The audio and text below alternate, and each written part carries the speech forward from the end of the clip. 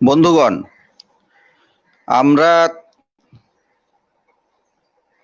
All India জন অধিকার সুরক্ষা কমিটির পক্ষ থেকে সারা ভারতবর্ষ জুড়ে শহীদ বিরসা মুন্ডার জন্মদিন পালন উপলক্ষে আজ এক আলোচনা সভার আহ্বান করেছি ফেসবুক পেজে। আপনারা সকলেই জানেন যে ছোটনাগপুরের ব্রিটিশ বিরোধী আদিবাসী কৃষক বিদ্রোহ উলগুলানের অবিসংবাদী নেতা বিরসা মুন্ডার জন্মদিন 15ই নভেম্বর।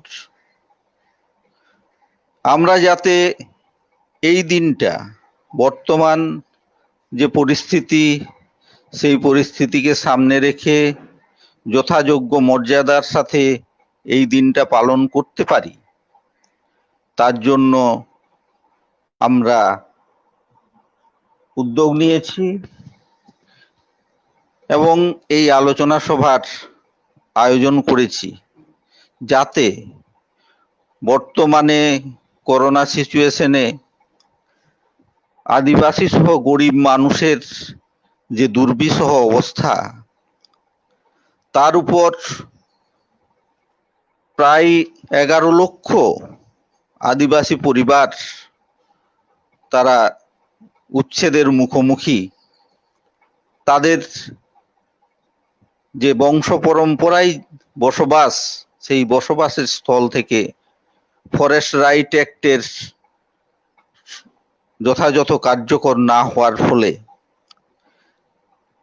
এর সাথে যুক্ত হয়ে আছে ফরেস্ট ডিপার্টমেন্ট এবং পরিবেশ দপ্তর।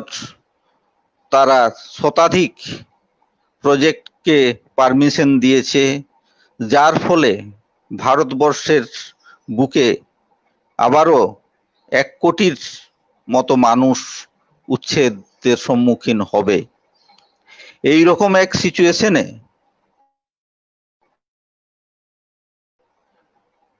আমরা 15ই নভেম্বর বিরসা মুন্ডার জন্মদিন পালন করব।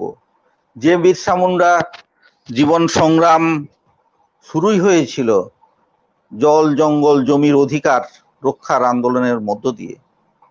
তার লড়াইয়ের যে ক্ষেত্র, এই জঙ্গল এলাকা, ছোটনাগপুর এলাকা, এই জঙ্গলাকীর্ণ এলাকার জঙ্গলের অধিকার যখন সাধারণ মানুষের কাছ থেকে ইংরেজ সরকার কেড়ে নেওয়ার জন্য একটার পর একটা আইন করছে, সেই আইনের প্রতিবাদে জঙ্গলের প্রবেশের অধিকার যখন কেড়ে নিচ্ছে, তার প্রতিবাদে আন্দোলন গড়ে তোলার মধ্য দিয়েই তার জীবন সংগ্রাম, তার লড়াইয়ের শুরু।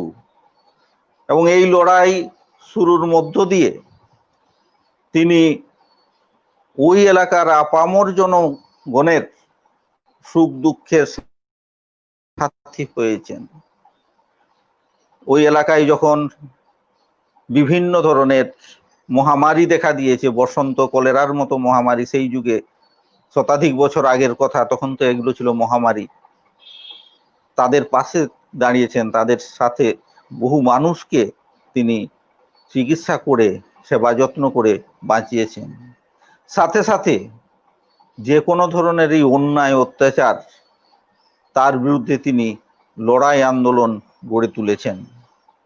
এই রকম একটা জীবন, যে জীবন সংগ্রাম, যার মধ্য দিয়ে ইংরেজ সরকারের সিংহাসন ভারতবর্ষের বুকে সেই যুগে কেঁপে গিয়েছিল, সেখানেই বক্তব্য আছে ইংরেজদেরই, যে তারা বারুদের স্তূপের ওপর বসে আছে।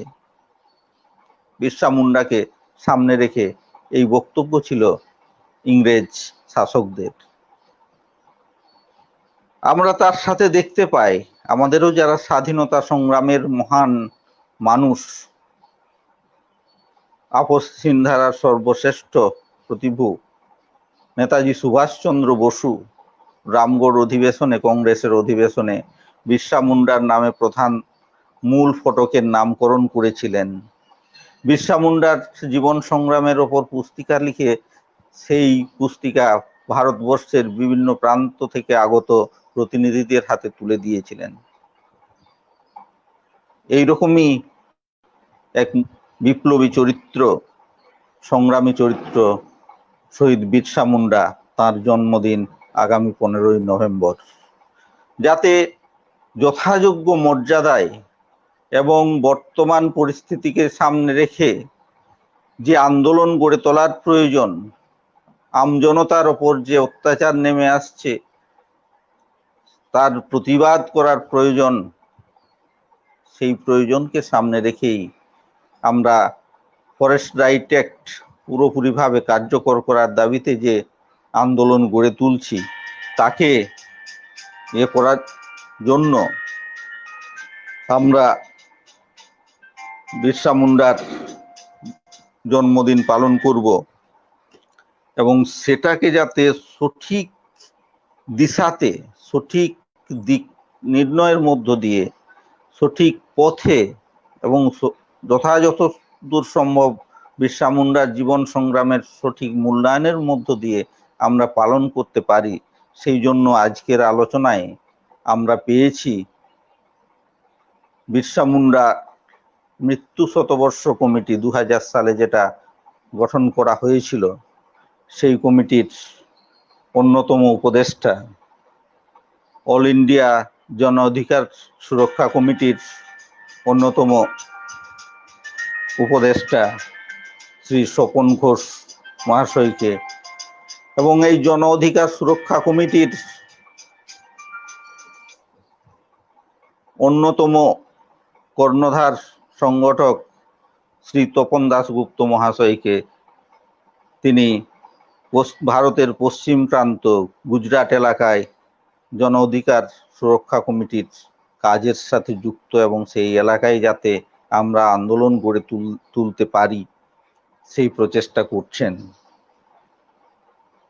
শ্রী স্বপন ঘোষ তিনি বাংলাতে সবিস্তারে আপনাদের কাছে বিরসা মুন্ডার জীবন সংগ্রাম এবং বর্তমান পরিস্থিতিতে আমাদের বিরসা মুন্ডার জীবন সংগ্রাম থেকে শিক্ষণীয় বিষয়গুলি গ্রহণ করে নিয়ে কিভাবে এগিয়ে যেতে হবে সেই আলোচনা করবেন এবং এই বিষয়টাই হিন্দিতে আপনাদের কাছে রাখবেন শ্রী তপন দাশগুপ্ত।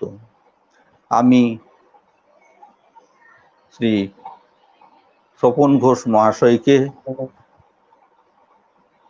এরপর বক্তব্য রাখার জন্য অনুরোধ করছি।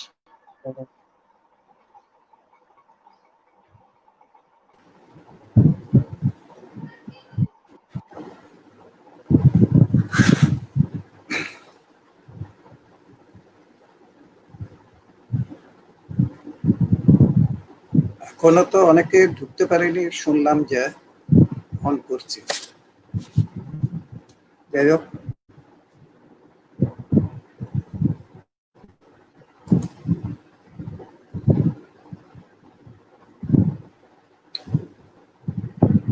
অল ইন্ডিয়া জন অধিকার সুরক্ষা কমিটি আয়োজিত অনলাইনে ফেসবুক পেজে মুন্ডা বিদ্রোহের যে বিদ্রোহ আমরা জানি উলগুলার নামে যা পরিচিত,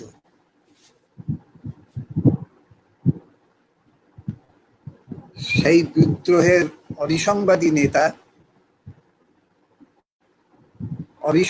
সংগ্রামী নেতা শহীদ বিরসা মুন্ডার 145তম জন্মবার্ষিকী উপলক্ষে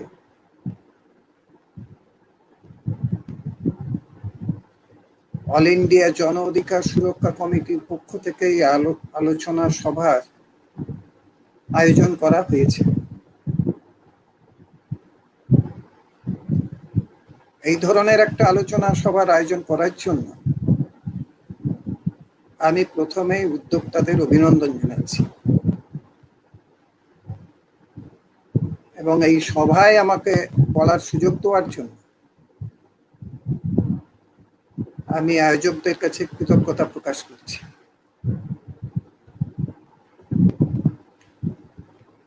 এই আলোচনা সভায়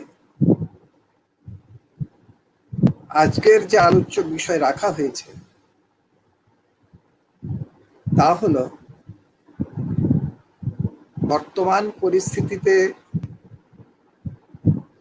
শহীদ বিরসা মুন্ডার জীবন সংগ্রাম চর্চার প্রাসঙ্গিকতা। প্রথমেই একটা কথা বলা দরকার, এবং তা সকলেই হয়তো একমত হবেন, যে শহীদ বিরসা মুন্ডা তদানীন্তন সমাজে সেই সময় একজন কিংবদন্তি সংগ্রামী ব্যক্তিত্ব হিসেবে মানুষের হৃদয়ে স্থান করে নিয়েছিল, এবং আমি মনে করি তা আজও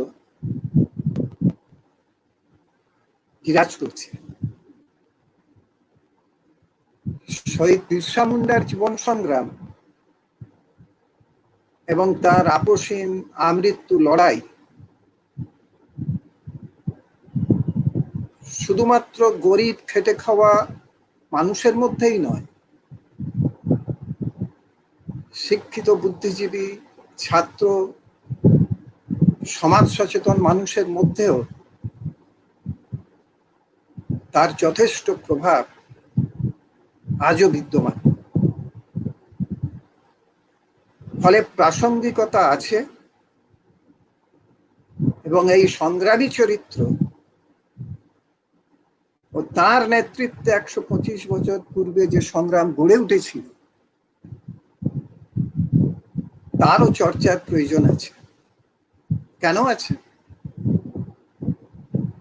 কারণ অতীতের ধারাবাহিকতাতেই বর্তমান এবং ভবিষ্যতের যা সংগ্রাম সেগুলো গড়ে ওঠে। যদিও অতীতের সাথে বর্তমানের একটা ছেদ থেকে যায়। এই ছেদ থাকার কারণ হলো অতীতের সামাজিক অবস্থা, অর্থনৈতিক কাঠামো, রাষ্ট্রীয় ব্যবস্থার সাথে বর্তমানের যে ফারাক, এই সব ক্ষেত্রে সেটা একরকম না। ফলে এ সম্পর্কে সম্যক ধারণা না থাকলে যে কোনো বিষয় বিচারের ক্ষেত্রে বা কোনো ঘটনা, কোনো সংগ্রাম, তার মূল্যায়নের ক্ষেত্রে সঠিক মূল্যায়ন হবে না। মূল্যায়নে ঘাটতি থাকলে ভুল হয়ে যাবে। তাই শহীদ বিরসা মুন্ডার জীবন সংগ্রাম এবং তদানীন্তন সময়ের সংগ্রাম যেগুলো গড়ে উঠেছিল, যে বিদ্রোহগুলো সংগঠিত হয়েছিল, বিচারের ক্ষেত্রে বা মূল্যায়নের ক্ষেত্রে এই বিষয়টি অবশ্যই আমাদের স্মরণে রাখতে হবে। আমরা স্মরণ করছি শহীদ বিরসা মুন্ডার জীবন সংগ্রাম, তার সামাজিক কর্তব্যবোধ, দায়িত্ববোধ, বীরত্ব, বিরচিত মানসিকতা, সংগ্রামে আপসহীন লড়াই, তার সংস্কৃতি, আর গরিব এবং শোষিত মানুষের প্রতি অপরিসীম ভালোবাসা ও দরদ, যা তাকে এই সংগ্রামী চরিত্রটা গড়ে তুলতে সাহায্য করেছে এবং তার বিকাশ করেছে। আর দরকার এই জন্যই, যাতে সেই চরিত্র থেকে আমরা বর্তমান সময়ের উপযোগী সমাজ অগ্রগতির যে সংগ্রাম চলছে, যে শিক্ষাগুলো সেই সংগ্রামের তীব্র, যাতে আমরা গ্রহণ করতে পারি। এবং এই আলোচনা বা এই যে চর্চা, আমি মনে করি তার সার্থকতা এখানে। আপনারা জানেন মুন্ডা বিদ্রোহ বা উলগুলান, যেটাকে বাংলায় আমরা বিদ্রোহ বলি, ঊনবিংশ শতাব্দীর শেষ ভাগ থেকে 1895 সালে এই বিদ্রোহের সূচনা পর্ব এবং এই বিদ্রোহ সীমিত হয়েছিল 1900 সালে, 1901-2 এরকম।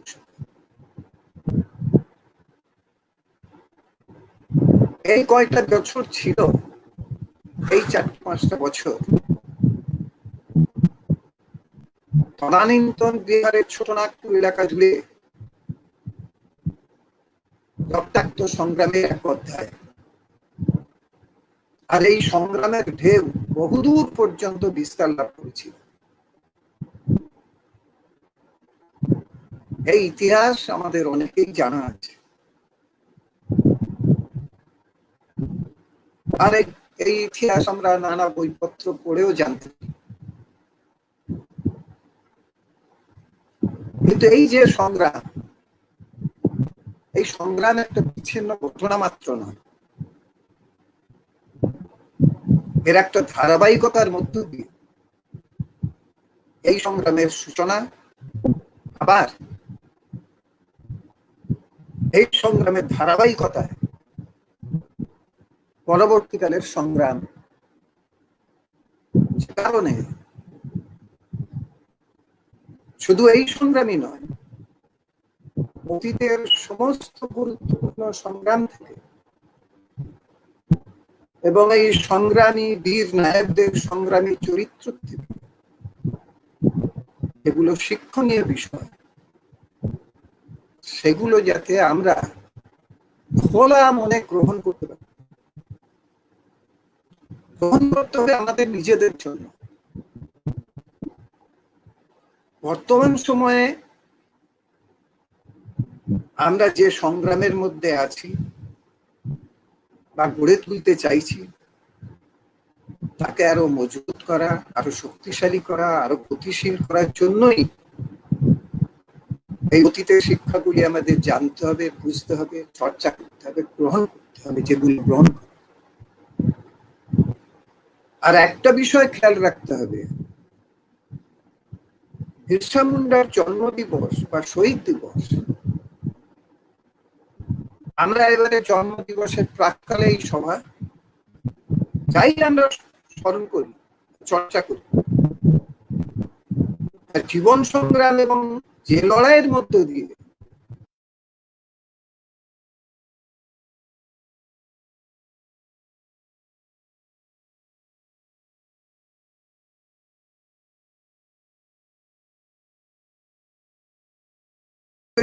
থেকে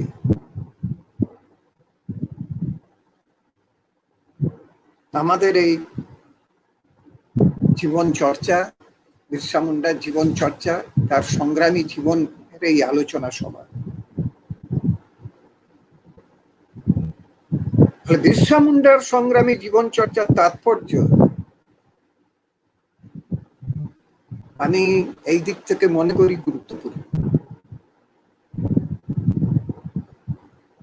বিরসা মুন্ডার সময়কালটা ছিল ঊনবিংশ শতাব্দীর শেষ ভাগ। যদিও যে সময়টায় ছোটনাগপুর পার্বত্য মালভূমি এলাকা, সাঁওতাল পরগনা এলাকা এবং যে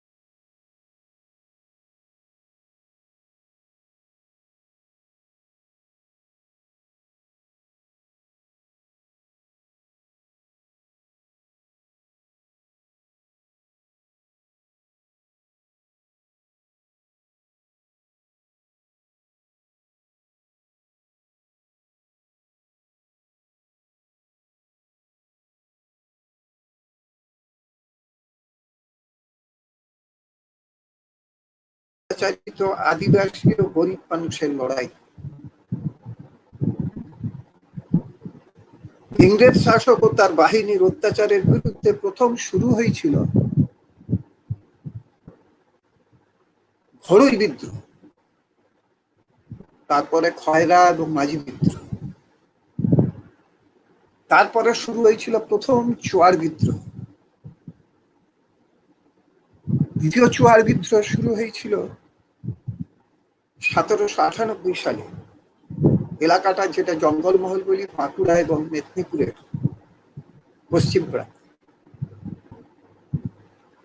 চুয়ার শব্দটা ইংরেজদের চালু করা, মানে একটা অত্যন্ত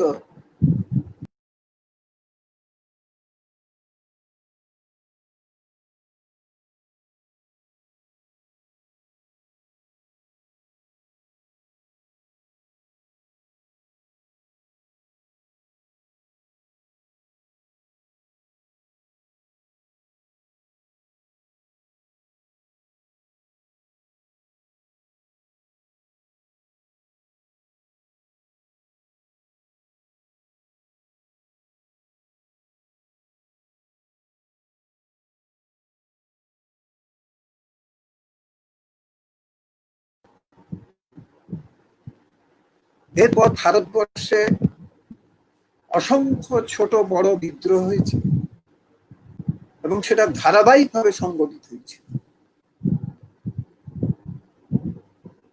যেমন 1783 সালে মেঘালয়ের খাসি বিদ্রোহ,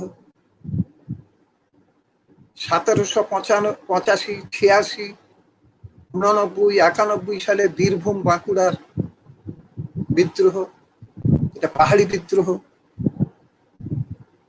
1798 সালে উড়িষ্যার গঞ্জাম জেলায় বিদ্রোহ।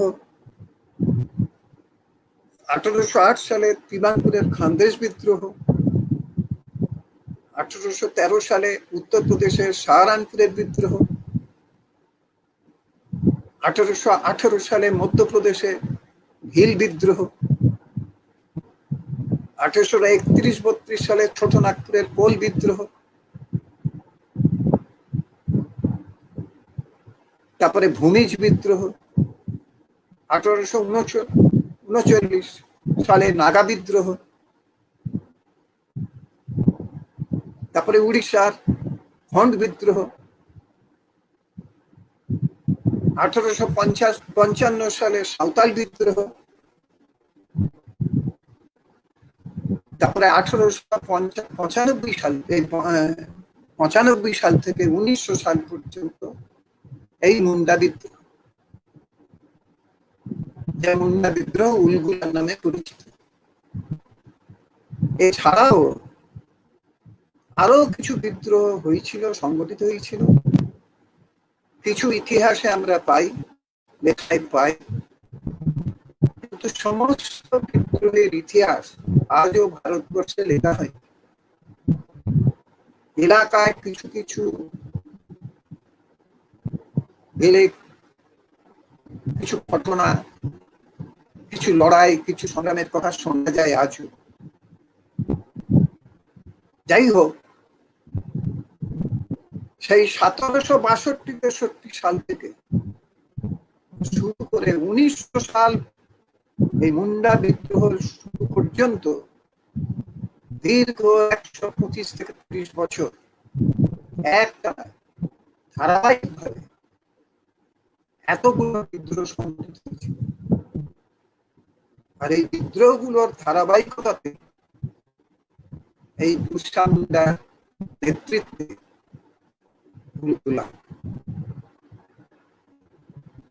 বিরসা মুন্ডার নেতৃত্বে মুন্ডা বিদ্রোহের আগে ছোটনাগপুর এলাকা জুড়ে গড়ে উঠেছিল যেটাকে আমরা কোল বিদ্রোহ, মহাবিদ্রোহ মধ্যেও আমরা দেখি। সেটা হচ্ছে ঘো বিদ্রোহ, উলান বিদ্রোহ, সরকার বিদ্রোহ, কেরোয়ার বিদ্রোহ। এই বিদ্রোহগুলোতে অংশগ্রহণ করেছিল একা গরিব মানুষ, নানা অংশে নিপীড়িত গরিব মানুষ। যারা সভ্য মানুষের কাছে যারা মানুষ হিসেবে পদবাচ্য ছিল, শোষণের জর্জরিত সেই মানুষগুলো এই বিদ্রোহগুলোতে সামিল হয়েছিল। 1858 সাল থেকে 1889 সাল, এই 3 দশক ধরে মুন্ডা সর্দারদের আন্দোলন, যা সরকারি লড়াই নামে পরিচিত, সর্দারি লড়াই শুরুর সময় প্রথম দিকে মুন্ডা সর্দাররা স্থানীয় মিশনারিদের কিছু সাহায্য পেয়েছিল। তখন ইংরেজ সাম্রাজ্যবাদ এসেছে, মিশনারিরা এলাকায় এলাকায়, বিশেষ করে ছোটনাগপুর এলাকাতে মিশনারিদের একটা বড় অংশ সেখানে ছিল। তারা সেই সব আন্দোলনগুলোকে প্রথম দিকে কিছু কিছু সাহায্য করত। পরবর্তীকালে ইংরেজ সরকারের চাপে মিশনারিরাও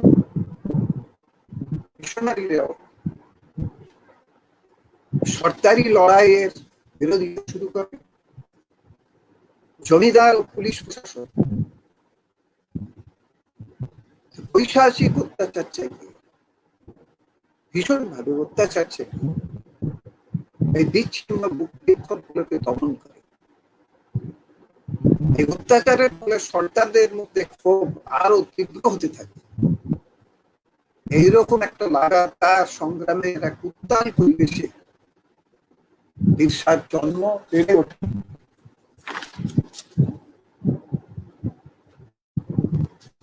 এবং তার সংগ্রামী জীবনের উন্মেষ।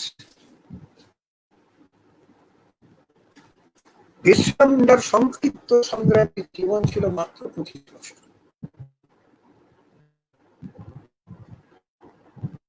অত্যন্ত দরিদ্র পরিবারে তার জন্ম। অভাবের তাড়নায় তার পিতা কিশোর পোশাককে তার মামার বাড়িতে রেখে এসেছে। সেখানে তার কৈশোর জীবন।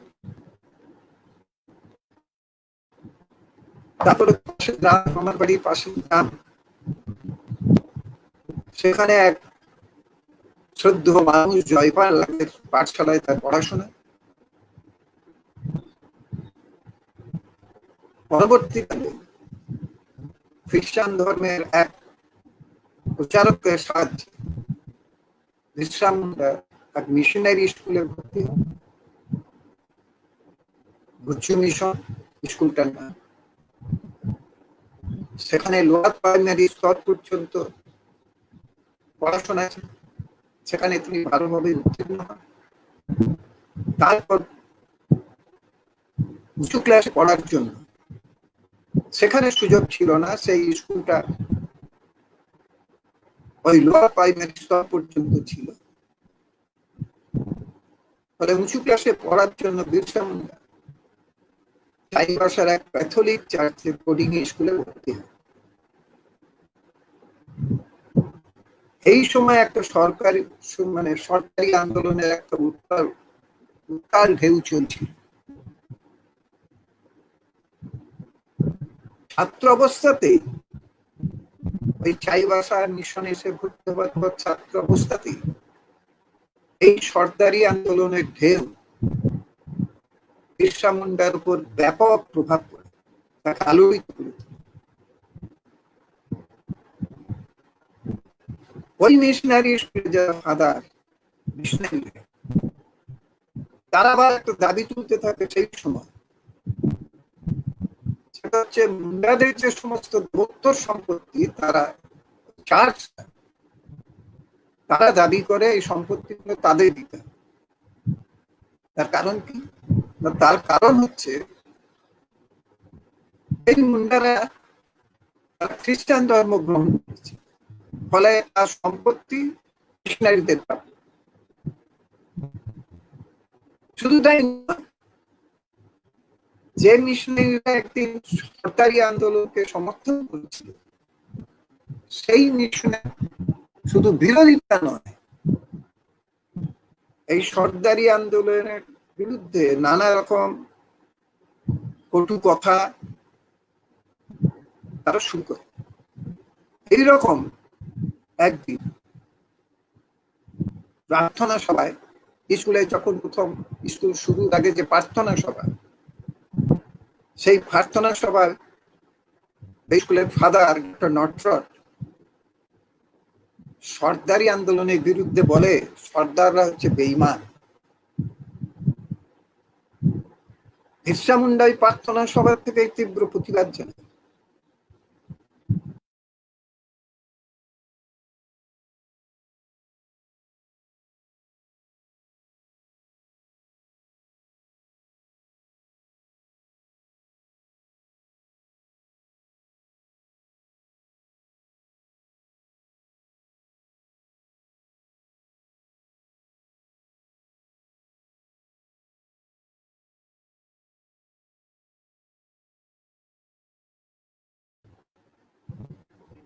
চাইবাসা মিশন থেকে ফিরে বিরসা মুন্ডা এক ধনী মুন্ডা পরিবারে 1 বছরের জন্য গৃহভিত্তের কাজ করে।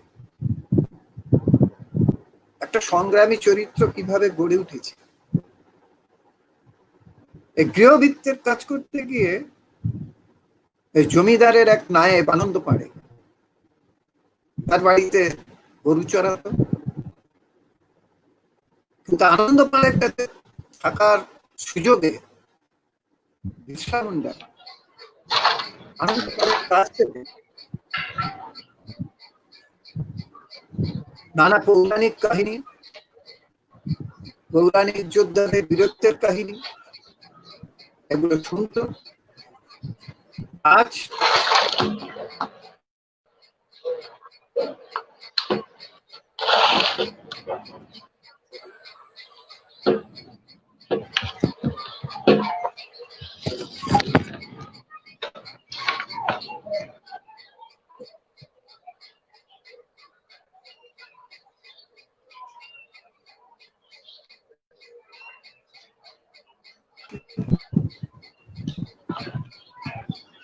আর সেখানে যে জমিদার ছিল, সেই জমিদার পরিবারে যাতায়াতের সুযোগে দেখেছিল জমিদারের যে সম্পত্তি কিভাবে তাদের বিলাস বেসন, কিভাবে তাদের সম্পত্তির অপচয়, সম্পদের অপচয়, যেগুলো সাধারণ মানুষ, গরিব মানুষ, আদিবাসী সম্প্রদায় হাড় ভাঙা পরিশ্রম করে যে সম্পদ তৈরি করত, যেগুলো জমিদারকে দিত তারা, সেই সম্পদের অপচয়। আর পাশাপাশি এই জমিদার, পুলিশ যেভাবে তাদের অত্যাচার চালাতো, এটা সে চাক্ষুষ উপলব্ধি করেছিল।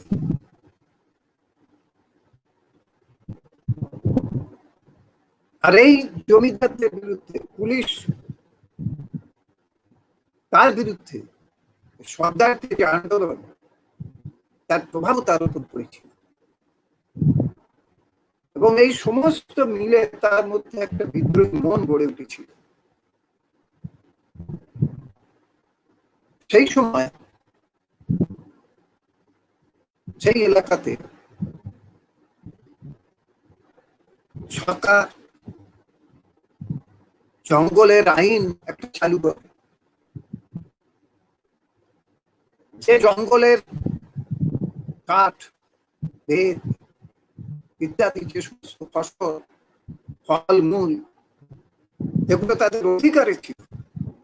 আইন করে সরকার জঙ্গলের প্রবেশের, মানে যে জঙ্গলে ঢুকে এগুলো সংগ্রহ করা, তার যে অধিকার ছিল আদিবাসীদের, জঙ্গলের মানুষের, সে অধিকার একটা আইন তৈরি করে কেড়ে নেয়। ফলে মানুষের মধ্যে, সেই এলাকার মানুষের মধ্যে, আদিবাসী মানুষের মধ্যে, গরিব মানুষের মধ্যে একটা ক্ষোভ সঞ্চার।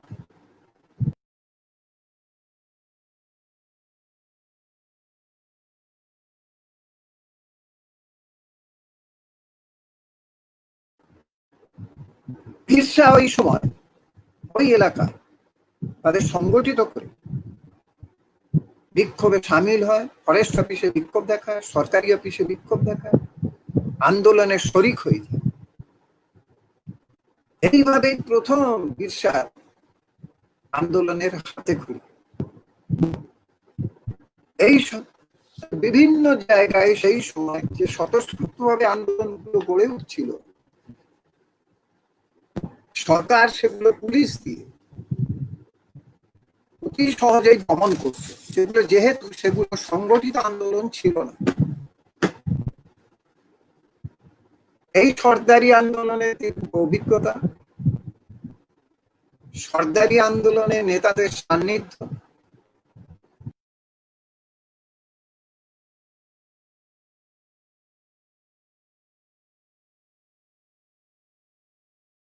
ছিল এই সামগ্রিকভাবে বিরসা মুন্ডার জীবনকে সংগ্রামী খাতে প্রবাহিত করতে সাহায্য করছিল। তৎকালীন সামাজিক পটভূমির প্রেক্ষিতটা একটু এই সময় বয়ে যাওয়া দরকার। বিশদ আলোচনার সুযোগ নেই, ফলে অল্প কথায় সেই সময়টার প্রেক্ষিতে একটু বলা দরকার। ভারতবর্ষে শুধু নয়, সর্বত্র, বিশেষ করে এই ছোটনাগপুর এলাকায়, সাঁওতাল পরগনা এলাকায়, ওদিকে আপনার উড়িষ্যা, মধ্যপ্রদেশ, গুজরাট, এই সমস্ত এলাকায় ইংরেজ আসার আগে পর্যন্ত একটা অবস্থা ছিল। আর ছোটনাগপুর এলাকায় ইংরেজ শাসনের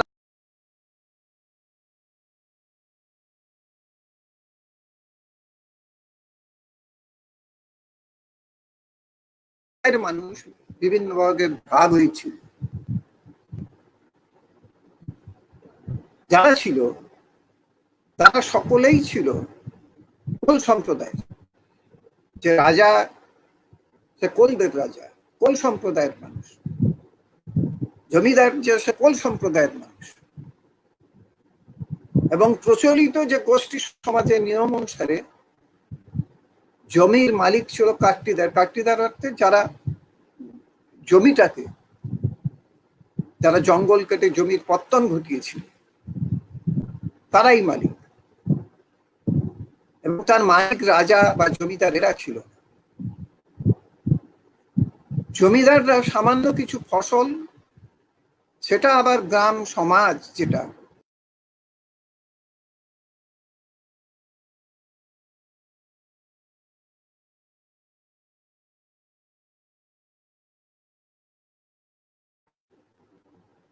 বাকিটা রাজার ভান্ডারে জমা দিত। গ্রাম সমাজের স্বেচ্ছায় যেটা দিত সেটাই তারা গ্রহণ করত। কোনো জবরদস্তি ছিল। জঙ্গলের কাঠ বা অন্যান্য সামগ্রী যেগুলো জঙ্গল থেকে তারা আহরণ করত, তার অধিকার ছিল তাদের। জঙ্গলের জিনিস ব্যবহার করার সেই অধিকার তাদের ছিল। এই অধিকার সকল মানুষের ছিল।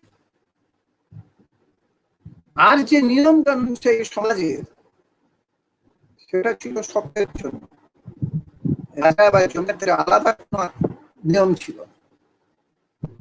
তাদেরও সমাজের নিয়মটাকে মেনে চলতে, নিয়ম ভাঙলে সংস্কৃতির যারা গুন্ডা, তাদের যা বিচার হতো সেই বিচার তাদের মেনে চলতে হতো। এই ছিল গোষ্ঠীবদ্ধ সমাজ।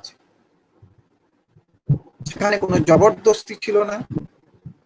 এবং সেটা ছিল একটা গোষ্ঠী সমাজের একটা সুন্দর রূপ। এটা ইংরেজ আসার আগে পর্যন্ত ছিল। আর ইংরেজ সরকার, ইংরেজ শাসকরা যখন এলো ওই এলাকায়, বিস্তীর্ণ এলাকা জুড়ে, তারা পুরোপুরি এই সমস্ত ব্যবস্থাটা ভেঙে দিল, একটা ভয়ঙ্কর অবস্থার সৃষ্টি করল। এবং এটা দেখা যায় শুধু ছোটনাগপুর এলাকায় নয়, সাঁওতাল পরগনা এলাকাতেও আমরা দেখছি। তারা সেখানেও কিভাবে ব্যাপক ভয়ঙ্কর অবস্থা, ত্রাসের অবস্থা তারা সৃষ্টি করেছিল। মানে যেখানেই তারা গিয়েছে সেখানেই সৃষ্টি করেছে একটা ত্রাসের রাজত্ব।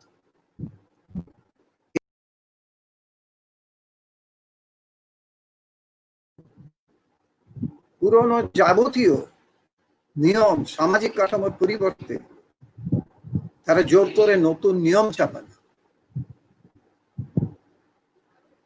এবং নতুন নিয়ম প্রবর্তন করলো। যেমন খাজনা, খাজনা তারা দিত, যা শস্য উৎপাদন করত সেই শস্যের একটা অংশ। এই নিয়ম পরিবর্তন করে তারা টাকায় খাজনা আদায় করার ঠিক করলো এবং এই আদায় করা টাকা দিয়ে মানে খাজনা আদায়ের টাকার যে প্রবর্তন করলো সেটা কিন্তু মুন্ডা সমাজ দিতে অস্বীকার করলো এবং সেটা আদায় করতে পারত না। তারা খাজনা আদায় মহাজন যে গোষ্ঠী আর একটা নতুন জমিদার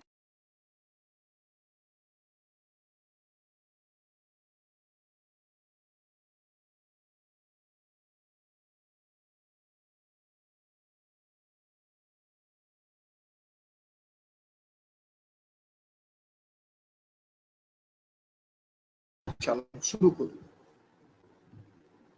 এবং তারা শুধু খাজনা আদায় নয়, বিনা মজুরিতে বেকার খাটানো, কাজ করিয়ে নেওয়া, অমানসিক অত্যাচার এবং প্রায় কৃতদাসের মতন তাদের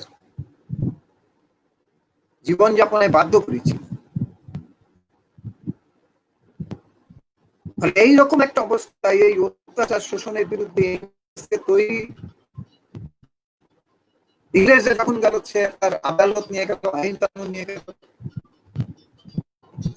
এই কোন অধিবাসীরা এই সমস্ত অভাবের কথা, জ্বালা যন্ত্রণা, অত্যাচারের কথা তারা আদালতে জানালো।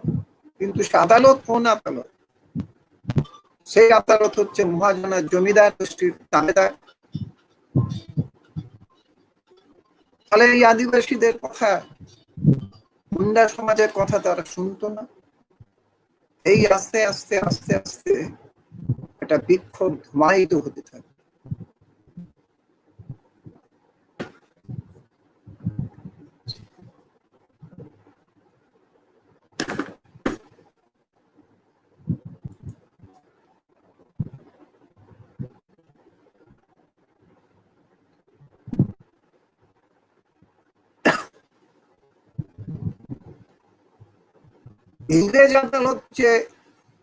ইংরেজ আদালত সম্পর্কে সেখানকার মানুষের কোন ধারণা কিছু ছিল।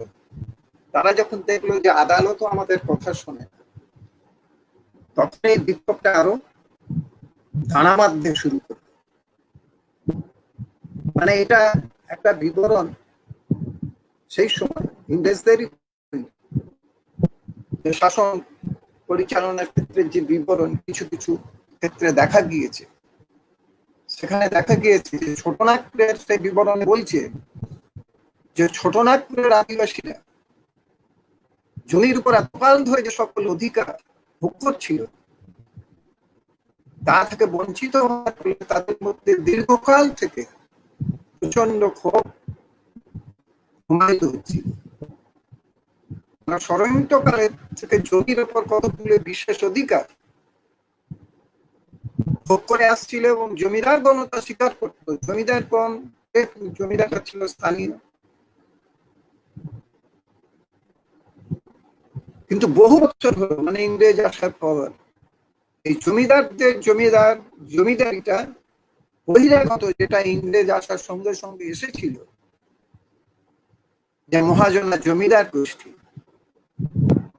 তাদের কবলে চলে গেল এবং মহাজন এই জমিদার মানে জমি গ্রাস করে আর আদিবাসীদের যে সমস্ত অধিকারগুলো ছিল সেগুলো বঞ্চিত করার চেষ্টা করলো। যথেচ্ছভাবে খাজনা বাড়ালো, যথেচ্ছভাবে খাজনা আদায় করলো। এ করতে গিয়ে মানুষের মধ্যে, সে আদিবাসী সম্প্রদায়ের মধ্যে একটা প্রচন্ড বিক্ষোভ শুরু হলো। 1889 সালের মধ্যভাগ থেকে মানে পুরো রাঁচি জেলায় আবার কোল বিদ্রোহের আগুন জ্বলে।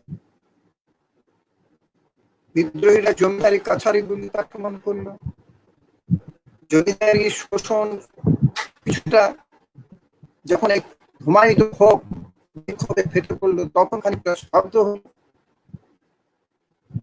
কিন্তু অল্প কিছুদিনের মধ্যেই এই জমিদারদের সাহায্য করতে পাঠালো ইংরেজ তার সেনাবাহিনী, সেনা পুলিশ বাহিনী। ইংরেজ সরকার মানে তখন বুঝেছিল যে এই দমন বিক্ষোভ আরো ধুমায়িত হওয়া যাবে না, দমন করলে সাময়িকভাবে হয়তো চুপ করে থাকবে, যতদিন আমরা থাকবো মানে সৈন্যবাহিনী পুলিশ যতদিন থাকবে ততদিন হয়তো বিক্ষোভ সেইভাবে প্রকাশ করবে না। কিন্তু এই দিয়ে বেশি দিন দমন করে রাখা যাবে না, এটা তারা বুঝেছিল। সেই জন্য তারা অন্য কৌশল, সেই কৌশলটা হলো আদিবাসীদের বোঝাতে শুরু করলো যে তোমাদের যে দাবি আছে, তোমাদের যা অধিকার আছে, তোমরা বলছো যে খাজনা দেয়, সেগুলো খাজনা আর বাড়বে না। তোমাদের যে অধিকার সেগুলো, জঙ্গলের যে অধিকার সেগুলো তোমরা পাবে। এই প্রতিশ্রুতি শুরু হলো। আর বিক্ষোভ শুরু হয়েছিল তার ফলে অনেকটা স্তীমিত হলো। তারা ইংরেজ সেনাবাহিনী এবং পুলিশের কথায় খানিকটা বিশ্বাস করেছিল, এবং বিশ্বাস করার ফলে তাদের যে বিক্ষোভ যে শুরু করেছিল, সংগ্রাম, যে মুভমেন্ট, সেটা আপাতত তারা বন্ধ করল। কিন্তু সেটা এই যে প্রতিশ্রুতি অল্প কদিনেই বুঝলো যেটা প্রতিশ্রুতি স্তর, তারা কোনোটাই কার্যকর করলো না। বিশ্বাস করার ফলে কি হলো না, এটা যে কার্যকর করলো না সেটা কিন্তু বিদ্রোহের অবসান হবার পরেও আবার নতুন করে বিক্ষোভ ধুমায়িত হতে থাকে। মুন্ডা এলাকাতে ধীরে ধীরে ঝড় ওঠা লক্ষণ দেখে। যদিও বাইরে থেকে সেটা মনে হবে শান্ত শিষ্ট, কিছু হবে না, শান্ত হয়ে গিয়েছে, কোনো বিক্ষোভ নেই। কিন্তু ভেতরে ভেতরে সে থেকে বুঝে যায়। কিন্তু সে যখন বিস্ফোরণ ঘটে তখনই বুঝে যায় তার ভেতরে কি আগুন জ্বলছে। সেই রকমই এই মুন্ডা সমাজের মধ্যে ভেতরে ভেতরে দিকে দিকে দিকে দিকে করে আগুন জ্বলছে এই অত্যাচারের। এইরকম পরিস্থিতিতে 1895 সালে বিরসা মুন্ডা এই আন্দোলনের আবির্ভাব, যেটা প্রথমে তার বেড়ে ওঠা, কিভাবে তার চরিত্রটা গড়ে উঠছিল সে আলোচনাটা প্রথম দিকে অল্প কিছুটা আমি করে গিয়েছি। কিন্তু এই অবস্থায় মুন্ডার এলাকার যে অবস্থা, সেই এলাকার যে মানুষের মধ্যে ধুমায়িত ক্ষোভ, যে অত্যাচার, যে জ্বালা যন্ত্রণা, এই সেই 1895 সালে আবার নতুন করে একটা ঝড় শুরু করি। এখান থেকে আমরা বিরসা মুন্ডার মূল এই লড়াই সংগ্রামের, মুন্ডা বিদ্রোহের শুরু, এইখানে বিরসা মুন্ডার আবির্ভাব প্রথম আমরা দেখি। বিরসা মুন্ডা যখন জার্মান ক্যাথলিক স্কুলে পড়ছিল, সেই সময়ে আদিবাসী সমাজের যে কুসংস্কার কিভাবে দূর করা যায় তার মাথায় একটা চিন্তা ছিল। যে সমাজের কুসংস্কার দূর করতে না পারলে এই মানুষগুলোকে জাগানো যাবে না।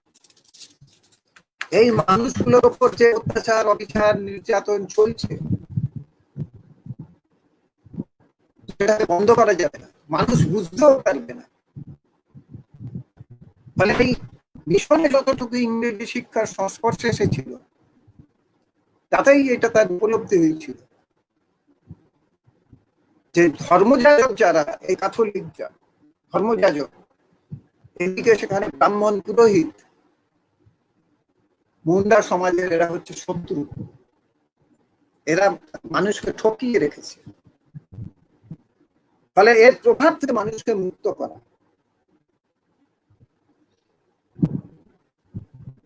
এই উভয় সম্প্রদায়ের যে ধর্মযাজক যারা, মানে এদিকে পুরোহিত, ব্রাহ্মণ পুরোহিত, আর ওদিকে খ্রিস্টান ধর্মীয় প্রচার, তারা যে প্রচার করছিল তাতে মুন্ডা সমাজ বিভ্রান্ত হয়েছিল। বিরসা মুন্ডা বলল এই বিভ্রান্তি কাটাতে গেলে এদের যে প্রভাব, তাদের যে কুসংস্কার, এর থেকে এই সমাজকে মুক্ত করতে হবে। মুন্ডা সমাজে যে দেবতা পুজো হতো, প্রথমে ছিল একটা দেবতা, হিন্দুরা নিয়ে আসলো বহু দেবতা, তার মন্দির টন্দির, এগুলো হিন্দুদের। আদিবাসীদের এই ধরনের কোন দেবতা পূজা, মূর্তি পূজা ছিল না। একদিকে হিন্দু সমাজ আর একদিকে খ্রিস্টান সমাজ, তারা তাদের হিন্দুয়াইট, এদিকে খ্রিস্টান ধর্মাবলম্বী, তাদের এরা কোনোদিনই হিন্দু বা খ্রিস্টান ছিল, তাদের ধর্ম ছিল আলাদা। তার ফলে তিনি শুরু করলেন একটা নতুন কিছু আমাদের করতে হবে, যেখানে এই বিরসা, মানে এই মুন্ডা সমাজে এমন একটা নতুন চিন্তা নিয়ে আসতে হবে, যে চিন্তার মধ্য দিয়ে তারা যাতে বুঝতে পারে এরা আমাদের শত্রু। আর এটার জন্য দরকার কিছু নিয়ম, কিছু শৃঙ্খলা, একটা আদর্শবোধ, একটা শৃঙ্খলাবোধ, একটা সংস্কৃতি। আমি যেভাবে বলছি হয়তো এইভাবে নয়, কিন্তু একটা তার জন্য একটা নিয়ম তারা তৈরি করল, যেটাকে আমরা বলি বিশ্বায়িত হওয়া, বিশ্বাস চিন্তা। তিনি বললেন কি, যে এরকম বহু দেবতার পুজো চলবে না। ওই যে মুন্ডাদের যে পূজা ছিল, সেই পুজোটা একটাই দেবতা সিংহা, তারই পুজো হবে, আর কারুর নয়। আর এই পুজোর জন্য ওই হিন্দুদের পুরোহিত ডাকতে হবে না, নিজেরাই করবে। 2 নম্বর বলছে, আমি যে কথাগুলো বলছি, আমি যে কথাগুলো তোমাদের কাছে নিয়ে আসছি, এগুলো কিন্তু আমি ওই সিংহমা আমাকে বলেছে, আমি স্বপ্ন দেখেছি। এই কি কি কথা তিনি বলছেন, যে প্রথম তোমাদের যেভাবে পশু বলি হয় বন বন্ধ করতে হবে। 2 নম্বর বলছে, এই যে চাল থেকে, মানে হাড়িয়া, যেটা চাল থেকে হাড়িয়া তৈরি, যে মদ, আসলে গ্রামীণ মদ, সেই মদ খাওয়া বন্ধ করতে হবে। বলছেন চুরি করা হচ্ছে অপরাধ, চুরি করা চলবে না। মিথ্যে কথা বলা অপরাধ, মিথ্যে কথা বলা চলবে না। বয়স্কদের শ্রদ্ধা করতে হবে। শরীর এবং মনকে সুন্দর রাখতে হবে, আর সকলকে ভালোবাসতে হবে। সমাজের যারা আছে, সমাজের মানুষকে সকলকে ভালোবাসতে হবে। আর প্রথমেই বললাম যে একটা দেবতা, সেই দেবতার পুজো আদিবাসীরাই করবে, ওই মুন্ডারাই করবে। আগে ছিল যেটা মন্দিরের হিন্দু যে পুরোহিত, তারাই পুজো করত। বললেন এগুলো, এই সংগ্রাম, এই লড়াই যারা করবে, তাদের এগুলো মেনে চলতে হবে। এটা দেখুন, সেই যুগে একটা অদ্ভুত লাগে, সেই যুগে একটা আদর্শ বোধ, একটা চিন্তা তাদের মধ্যে করে, লড়াইয়ের জন্য একটা শৃঙ্খলা বোধ, লড়াইয়ের জন্য একটা আদর্শ, লড়াইয়ের জন্য একটা রীতি, লড়াইয়ের জন্য কুসংস্কার থেকে মুক্ত, কুসংস্কার থেকে মুক্ত হওয়ার জন্য যে যে করা দরকার, যদিও সমস্তটা তার তো বিজ্ঞান চিন্তার মতন ছিল তা নয়, তখন যেটা বুঝেছিলেন ঠিক সেইভাবে তিনি নিয়ে আসার চেষ্টা করেছিলেন, যেটাকে সেই সময়ের সমাজে মানুষকে তিনি ধরাতে পেরেছিলেন। এই দলে দলে আরো দেখুন, এই যে একটা নতুন চিন্তা, সেখানে নতুন চিন্তা,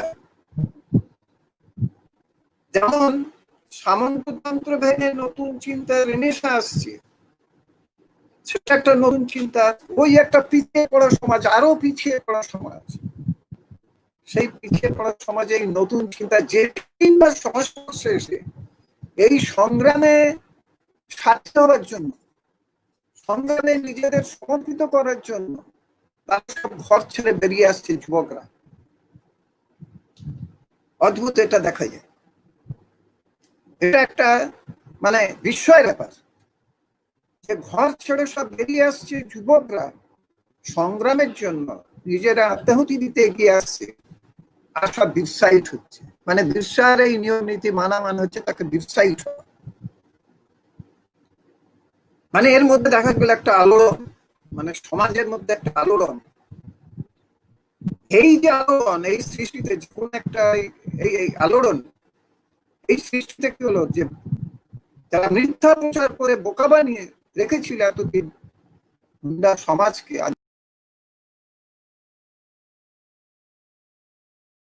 যে মানে এদের আর বোকা বানানো যাবে না, আর আদিবাসী মুন্ডা সমাজ তারা বুঝিল যে আমাদের ত্রাণ করতে এসে গিয়েছে, এই আমাদের মুক্ত করতে পারে। জন্য তাকে, বিরসা মুন্ডাকে ধরতি আবা বলে, মানে যেটা হচ্ছে বিশ্বের ত্রাতা, সেই মর্যাদায় তাকে অধিষ্ঠিত করল। এই বিষয়টা আমাদের সকলের নোট করা দরকার, যে আন্দোলনের নেতৃত্ব দিতে গেলে যে চরিত্রটা অর্জন করতে হবে, এখন আমাদের মতন করে করতে হবে।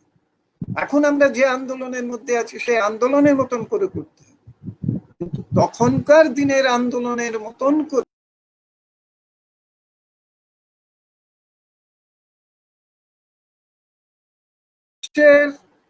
ত্রাতা হিসেবে প্রতিষ্ঠিত করলো, ধরতি আবা বলছে। মানে এই সংগ্রামটা মানে একটা মূল সংগ্রামে, মানে যেটা লড়াই, সেই সংগ্রামে যাওয়ার আগেই নিজেদের গড়ে তোলা, এই গড়ে তোলার মধ্যে দিয়ে দেখা গেল একটা সমাজে একটা চাঞ্চল্যের ভাব। এটা দেখে এই যে পুরোহিত, ব্রাহ্মণ, মহাজন, জমিদার, এইসব দেখে তারা পালাতে লাগে। মানে এর একটা প্রভাব, শুধু লড়াইয়ের প্রভাব নয়, শুধু তীর ধনুকের লড়াইয়ের প্রভাব নয়, একটা আদর্শের প্রভাব, একটা চিন্তার প্রভাব,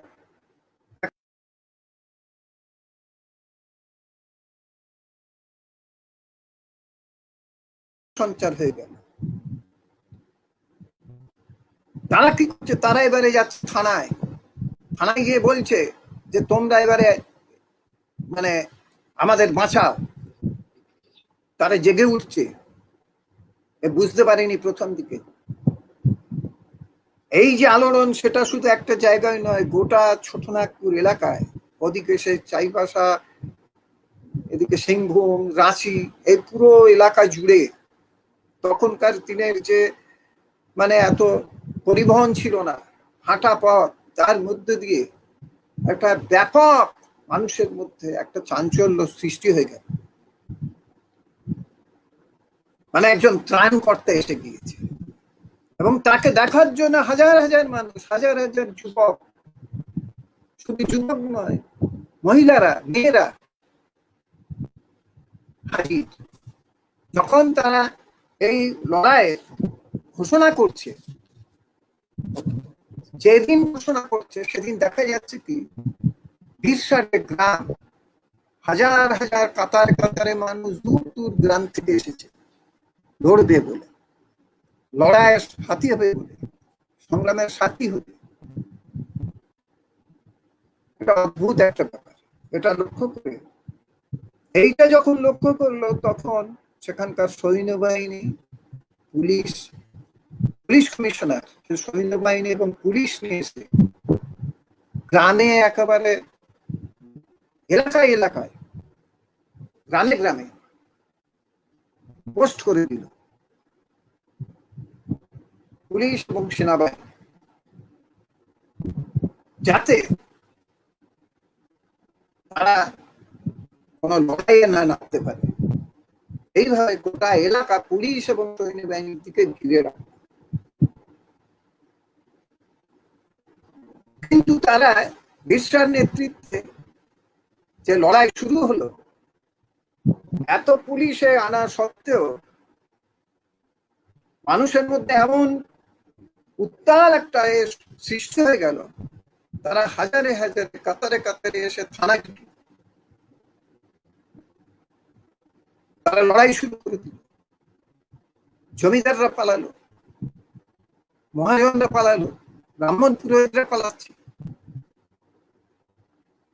এই লড়াইয়ে বিশ্বাসহ কয়েকজনকে অ্যারেস্ট করলো। অ্যারেস্ট করে তাদের আবার রাঁচিতে নিয়ে চলে গেল।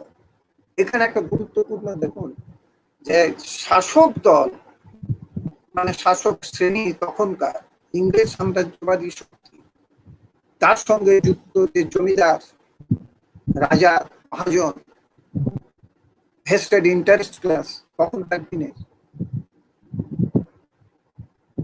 তারা ভয়ে যখন পালাচ্ছে, পুলিশ মিলিটারি তাদের এসে সাহায্য করছে, আন্দোলনকে সংগ্রামকে দমন করছে সেই পুলিশ, তাদের অ্যারেস্ট করছে, তাদের অ্যারেস্ট করে জেলে নিয়ে যাচ্ছে। আর আন্দোলন যাতে দমন করা যায়, যাতে ভয় দেখানো যায়, যাতে তারা আর মাথা তুলে দাঁড়াতে না পারে, তার জন্য সেই শাসক ভাবছে যে এদের শাস্তি যদি আমরা হাজার হাজার মানুষের সামনে তাদের চাক্ষুষ শাস্তি দেওয়া যায়, তাহলে তারা ভয় পেয়ে যাবে। এই করে যে বিরসাকে অ্যারেস্ট করে নিয়ে গেল, এতে রাঁচি জেলে নিয়ে গেল, তারা সেখান থেকে খুন্তি জেলে নিয়ে আস, যে সকলের সামনে খোলা জায়গায় তার বিচার হবে, বিচারের শাস্তি হবে।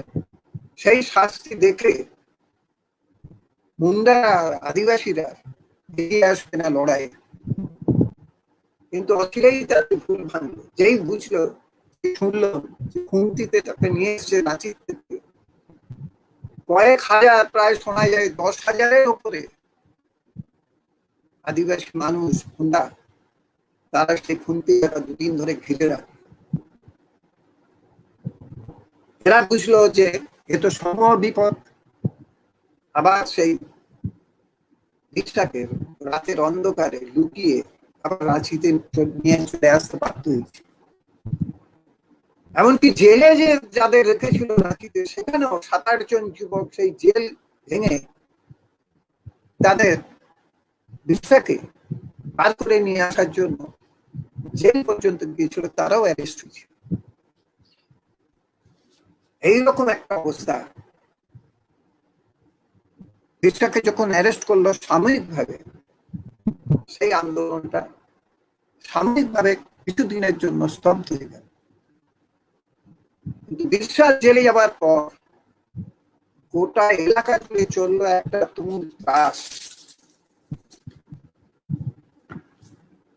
চোখের অত্যাচার,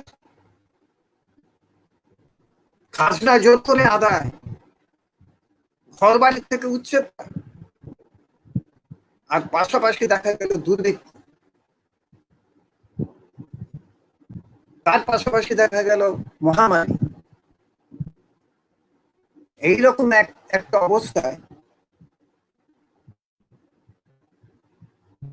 সেটা হচ্ছে সম্ভবত 1897 সাল, তার আগে জেল থেকে তারা ওই সময় মুক্ত পেল, বিরসা মুন্ডারা মুক্ত পেল, তার মানে সঙ্গীরা জেল থেকে ছাড়া পেল। জেল থেকে ছাড়া পেয়ে যখন তারা এলাকায় আসলো, দেখলো একটা বিভৎস অবস্থা।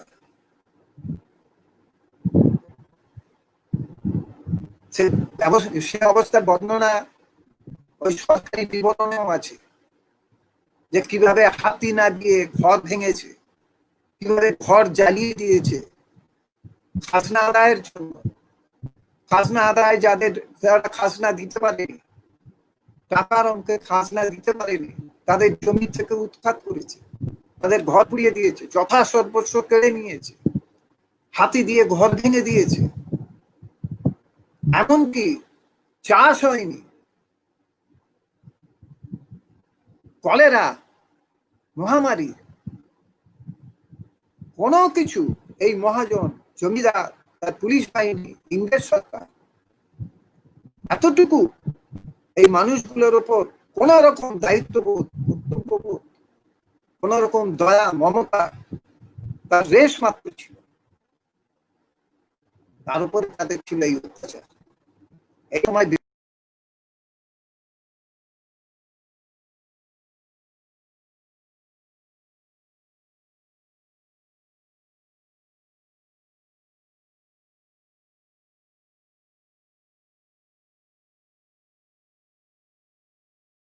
বাঁচানো যাবে না, সমাজকে বাঁচাতে গেলে এবার অস্ত্র ধরতে হবে। অস্ত্র ছাড়া মানুষেরও বাঁচার অন্য কোনো রাস্তা নেই। এই আর একটা লড়াই শুরু। কিন্তু দেখলো যে পুলিশ আছে, সৈন্যবাহিনী আছে, ওপেনলি করা যাবে না।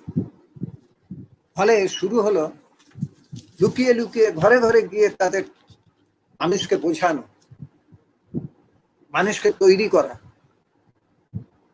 আবার এইদিকে পুলিশ এবং সৈন্যবাহিনী যখন দেখছে ওই মানুষগুলো খানিকটা শান্ত হয়ে গিয়েছে, তখন তারা ভাবলো যে মানুষগুলো শান্ত হয়ে গিয়েছে যখন, এখন আর কিছু হবে না। আস্তে আস্তে সরকার এই পুলিশ এবং সৈন্যবাহিনী এলাকা থেকে তুলে নেবার পরই আবার বিশ্ব তার সঙ্গীদের নিয়ে প্রচার শুরু করে দিল যে আমাদের এবারে একটা বড় বিদ্রোহ করতে হবে, আমাদের অস্ত্র নিয়ে লড়তে হবে। এই লড়াই ছাড়া আমাদের বাঁচার কোনো রাস্তা নেই। মুন্ডা সমাজকে যদি বাঁচতে হয়, আদিবাসীদের যদি বাঁচতে হয়, গরিব মানুষকে যদি বাঁচতে হয়, তাহলে আমাদের হাতিয়ার ধরতে হবে। এই লড়াই তখন শত শত যুবক, যুবতী, বয়স্ক মানুষ, মহিলারা, নারী পুরুষ নির্বিশেষে যোগ দিল এবং ঘোষণা করল যে খ্রিস্ট মাস মানে যে বড়দিন, সেই বড়দিনের আগের দিনের রাতে তারা এই সমস্ত থানা, মির্জা, কাছারি এগুলো আক্রমণ করল। এই লড়াই শুরু হলো। কিন্তু এই লড়াই প্রথম দিকে যেভাবে তারা এগিয়ে যেতে পেরেছিল, অতি দ্রুত ইংরেজ সরকার সেনাবাহিনী, পুলিশ এনে নামিয়ে তাদের আক্রমণ শুরু করল। এবং সেই আক্রমণে, সেই লড়াইয়ে শত শত যুবক, যুবতী, আদিবাসী মানুষ, গরিব মানুষ তারা মারা গেল। কিন্তু কেউই মানে নিজেদের আত্মসমর্পণ করেনি, লড়তে লড়তেই মরেছে। বলছে লড়াইয়ের সময় লড়তে গিয়ে দেখে যখন আর তীর ধনুক জবাবে, তীর ধনুক আসছে না, গুলির জবাবে অসম লড়াই। এদিকে পুলিশ, সৈন্যবাহিনীর গুলি, পুলিশের গুলি, অসম লড়াই।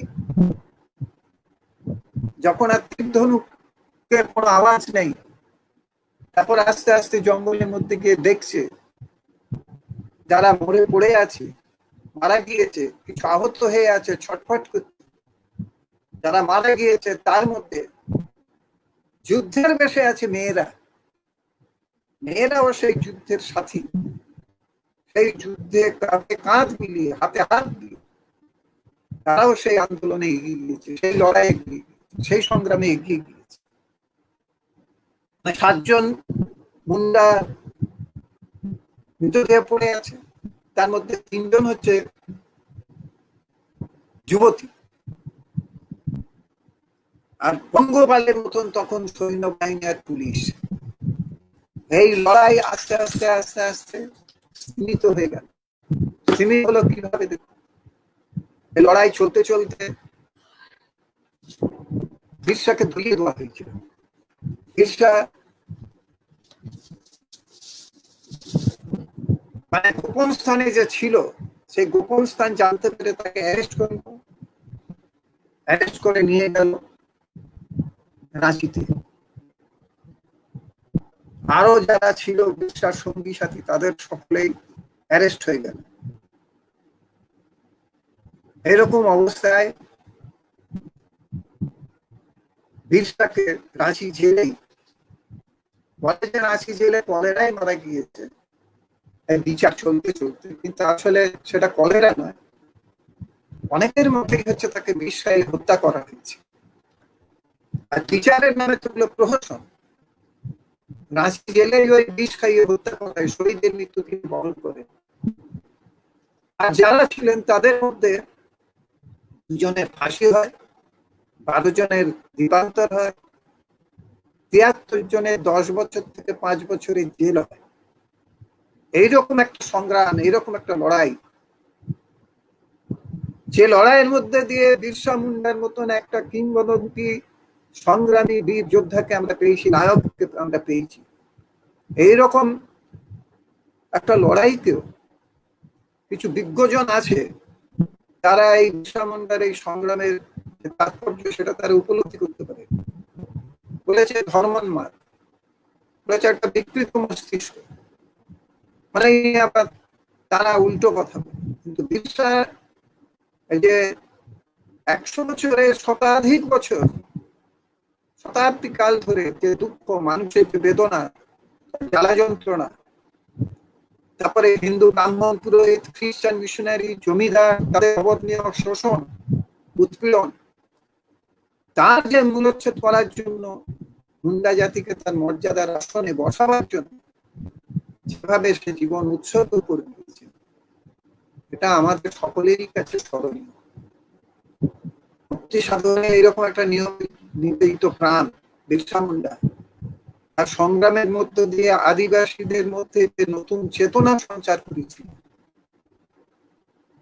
তার মধ্যে মানুষ হিসেবে বাঁচার যে তীব্র একটা আকাঙ্ক্ষা তৈরি জাগিয়ে তুলেছে, তার জন্যই মুন্ডা জাতি তাকে ধরতে আবার ভগবানের আসনে বসিয়েছিল। আজও তিনি সেই আসনেই অধিষ্ঠিত আছেন।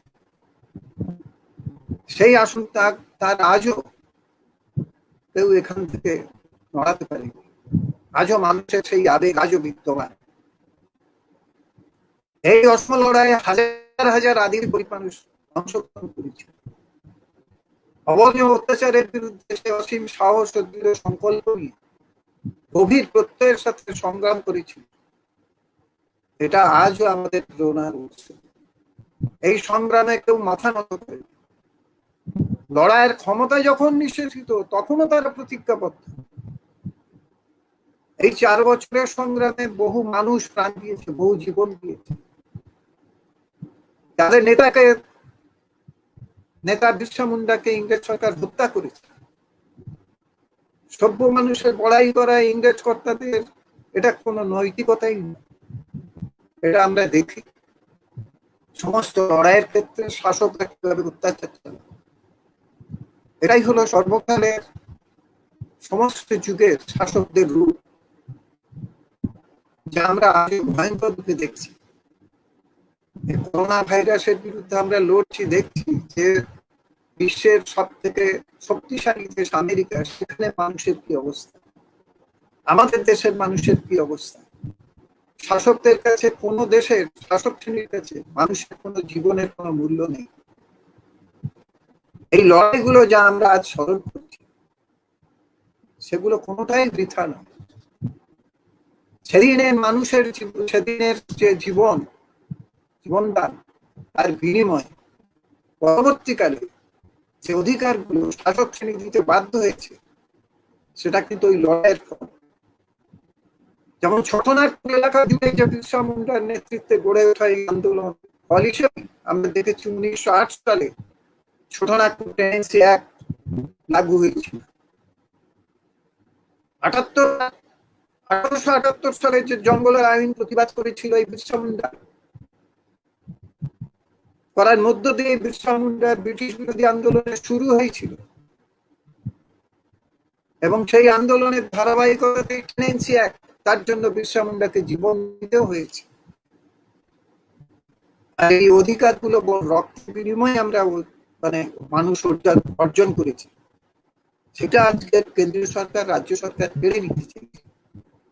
এই কমিটি তার বিরুদ্ধে আন্দোলন গড়ে তুলতে চাইছে। আন্দোলন গড়ে তোলার জন্য তারা উদ্যোগ নিয়েছে, আন্দোলন গড়ে তোলার জন্য তারা সংগঠন করছে, আন্দোলন গড়ে তোলার জন্য বহু কর্মসূচি তারা নিয়েছে। সেই জন্য দেখুন, এই আন্দোলন যারা যে রাষ্ট্র ব্যবস্থায় পরিচালনা হচ্ছে, সেই রাষ্ট্র ব্যবস্থাও কিন্তু আমাদের জানতে হবে।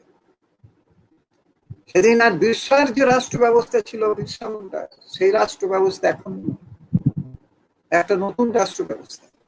সেই জন্য তার পরিপ্রেক্ষিতে যে আন্দোলন, আজকে সে আন্দোলন সেই রূপ হয়ে আজকে সে আন্দোলন আমরা গড়ে তুলতে পারি। আজের একটা পুঁজিবাদী রাষ্ট্র ব্যবস্থা, পুঁজিবাদী শোষণ, এই জঙ্গলকে তুলে দিচ্ছে কাদের হাতে? মানুষকে অধিকার, মানুষের অধিকার গুলো কেড়ে নিচ্ছে কাদের জন্য? ওই পুঁজিপতিদের জন্য, কর্পোরেট হাউসের জন্য। জঙ্গল তাদের হাতে তুলে দিচ্ছে। জঙ্গলকে যারা দেবতার মতন তার নিজের জীবনের থেকে বেশি প্রাণ দিয়ে রক্ষা করেছিল, তারা আজকে উৎখাত হচ্ছে। মানে আজকের সব স্বার্থই হচ্ছে পুঁজিপতিদের স্বার্থ, কর্পোরেট হাউসের স্বার্থ। ফলে সেই জন্য এই আইনগুলো সংশোধিত হচ্ছে। আইনগুলো গরিব মানুষের জন্য, আদিবাসী মানুষের জন্য সংশোধিত হচ্ছে, সংশোধন হচ্ছে এই কর্পোরেট হাউসের জন্য। ফলে এই পুঁজিবাদী ব্যবস্থার বিরুদ্ধে লড়াইয়ের পরিপ্রেক্ষিত করে আমাদের এই যে আন্দোলন, সে ছোটনাগপুর টেনেন্সি অ্যাক্ট বলি, সাঁওতাল পরগনা টেনেন্সি অ্যাক্ট বলি, এই ফরেস্ট রাইট অ্যাক্ট বলি, রাজ্যে রাজ্যে যে সমস্ত অধিকারগুলো আছে, যে অধিকারগুলো তারা আজকে কেড়ে নিতে উদ্যত, তার বিরুদ্ধে লড়াইয়ের কথা বলি। আজকের এই মূল লড়াই, পুঁজিবাদ বিরোধী যে লড়াই, পুঁজিপতি শ্রেণীর বিরুদ্ধে যে লড়াই, সরকারের যে আইন কানুনগুলো তাদের রক্ষা করার জন্য তার বিরুদ্ধে যে লড়াই, সেইটা আজকের আমাদের বুঝতে হবে। তাছাড়া আর একটা কথা বলবো, আদিবাসীদের ভাষা, সংস্কৃতি, তার কৃষ্টি, তার যে অন্যান্য অধিকার, যেগুলো মানে তাদের রক্ষা করা এবং সম্প্রসারিত করার জন্য এই কমিটির, এই অল ইন্ডিয়া জন অধিকার সুরক্ষা কমিটিকে আরো আন্দোলন গড়ে তুলতে হবে। এই আন্দোলনের জন্য ব্যাপক প্রচার মানুষের মধ্যে নিয়ে যেতে হবে। বুদ্ধিজীবী মানুষকে এই আন্দোলনকে সমর্থন করতে হবে, যুবকদের এই আন্দোলনে অংশগ্রহণ করতে হবে, যুবক যুবতী নির্বিশেষে। যেমন বিরসার আন্দোলনে যুবক যুবতী, ছেলে মেয়ে, শিক্ষিত অশিক্ষিত সকলেই অংশগ্রহণ করেছে। এই আন্দোলনে সকলকে অংশগ্রহণ করতে হবে। যদি আমরা সত্যিকারের সেই আন্দোলনগুলোর থেকে কিছু শিক্ষা গ্রহণ করতে পারি, এছাড়া অন্য কোনো শিক্ষা আমরা এই আন্দোলনগুলোর থেকে পাবো। শিক্ষা হলো আন্দোলনকে গড়ে তুলতে হবে, নতুন ভাবে এই আন্দোলনকে তৈরি করতে হবে, শক্তিশালী করতে হবে, মানুষকে যুক্ত হতে হবে, সকলকে, দল মানে নারী পুরুষ নির্বিশেষে। আর যে অধিকারগুলো আমাদের ছিল, সেই অধিকারগুলো পুনঃপ্রতিষ্ঠা করার জন্য লড়তে হবে। এইটা যথার্থ।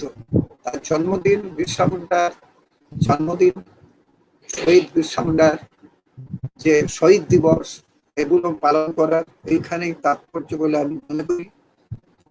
আমি যে আন্দোলন অল ইন্ডিয়া জন অধিকার সুরক্ষা কমিটি এখন গড়ে তুলেছে, তাকে আমি সমর্থন করছি। আশা করি আপনাদের এই সার্বিক প্রচেষ্টা সফল হবে।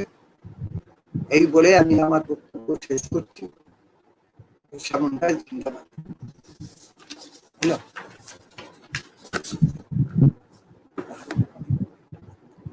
আমি যে আন্দোলন অল ইন্ডিয়া জন অধিকার সুরক্ষা কমিটি এত ডিস্টার্ব করেছে, এখন গড়ে তুলেছে, আশা করি আপনাদের এই শান্তি প্রচেষ্টা সফল হবে এই বলে আমি আমার বক্তব্য শেষ করছি।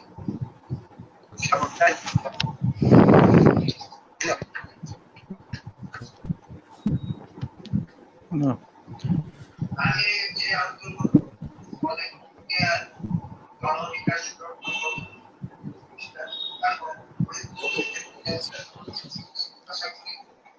আপনাদের এই শান্তি প্রচেষ্টা সফল হবে এই বলে আমি আমার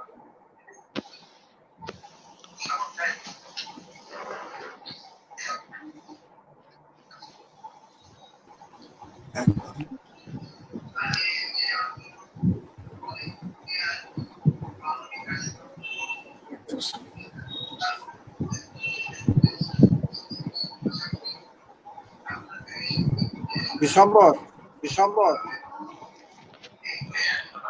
হ্যাঁ, এতক্ষণ আমরা এটা নিয়ে চলে যেত, এতক্ষণ আমরা অল ইন্ডিয়া জন অধিকার সুরক্ষা কমিটির অন্যতম উপদেষ্টা শ্রী স্বপন ঘোষের সুচিন্তিত বক্তব্য শুনলাম। তিনি বিরসা মুন্ডার জীবনের বিভিন্ন দিক ব্যক্ত করে আলোচনা করেছেন এবং বর্তমানেও জল জমি জঙ্গল রক্ষার প্রয়োজনে কি করণীয় তার দিক দিশা তিনি আলোচনা করে গেছেন। আমরা অল ইন্ডিয়া জন অধিকার সুরক্ষা কমিটির পক্ষ থেকে তাকে আন্তরিক অভিনন্দন জানাই। তার এই সুচিন্তিত মতামত এবং সুচিন্তিত পথ নির্দেশ এটাকে সামনে রেখে আমরা আন্দোলনকে, জল জমি জঙ্গল রক্ষার আন্দোলনকে, ফরেস্ট রাইট অ্যাক্ট পুরোপুরি কার্যকরী করার দাবির যে আন্দোলন তাকে এগিয়ে নিয়ে যাব। এরপরে আপনাদের সামনে এখন উপস্থিত আছেন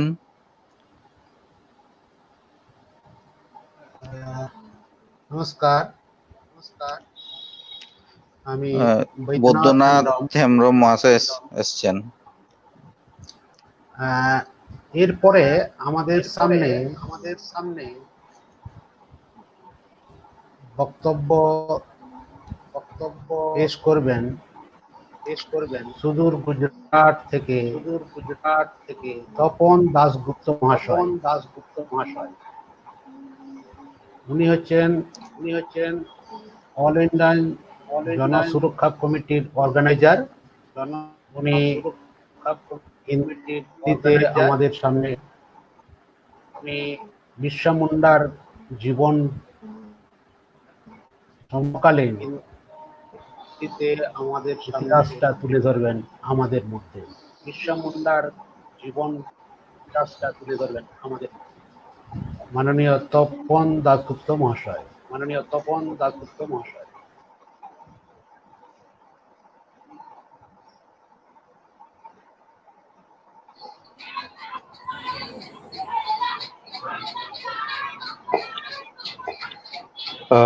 मुझे मेरी आवाज स्पष्ट है, सुनाई दे रहा है?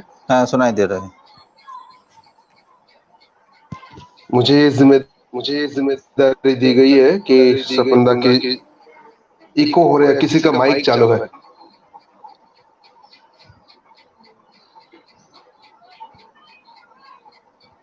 हाँ,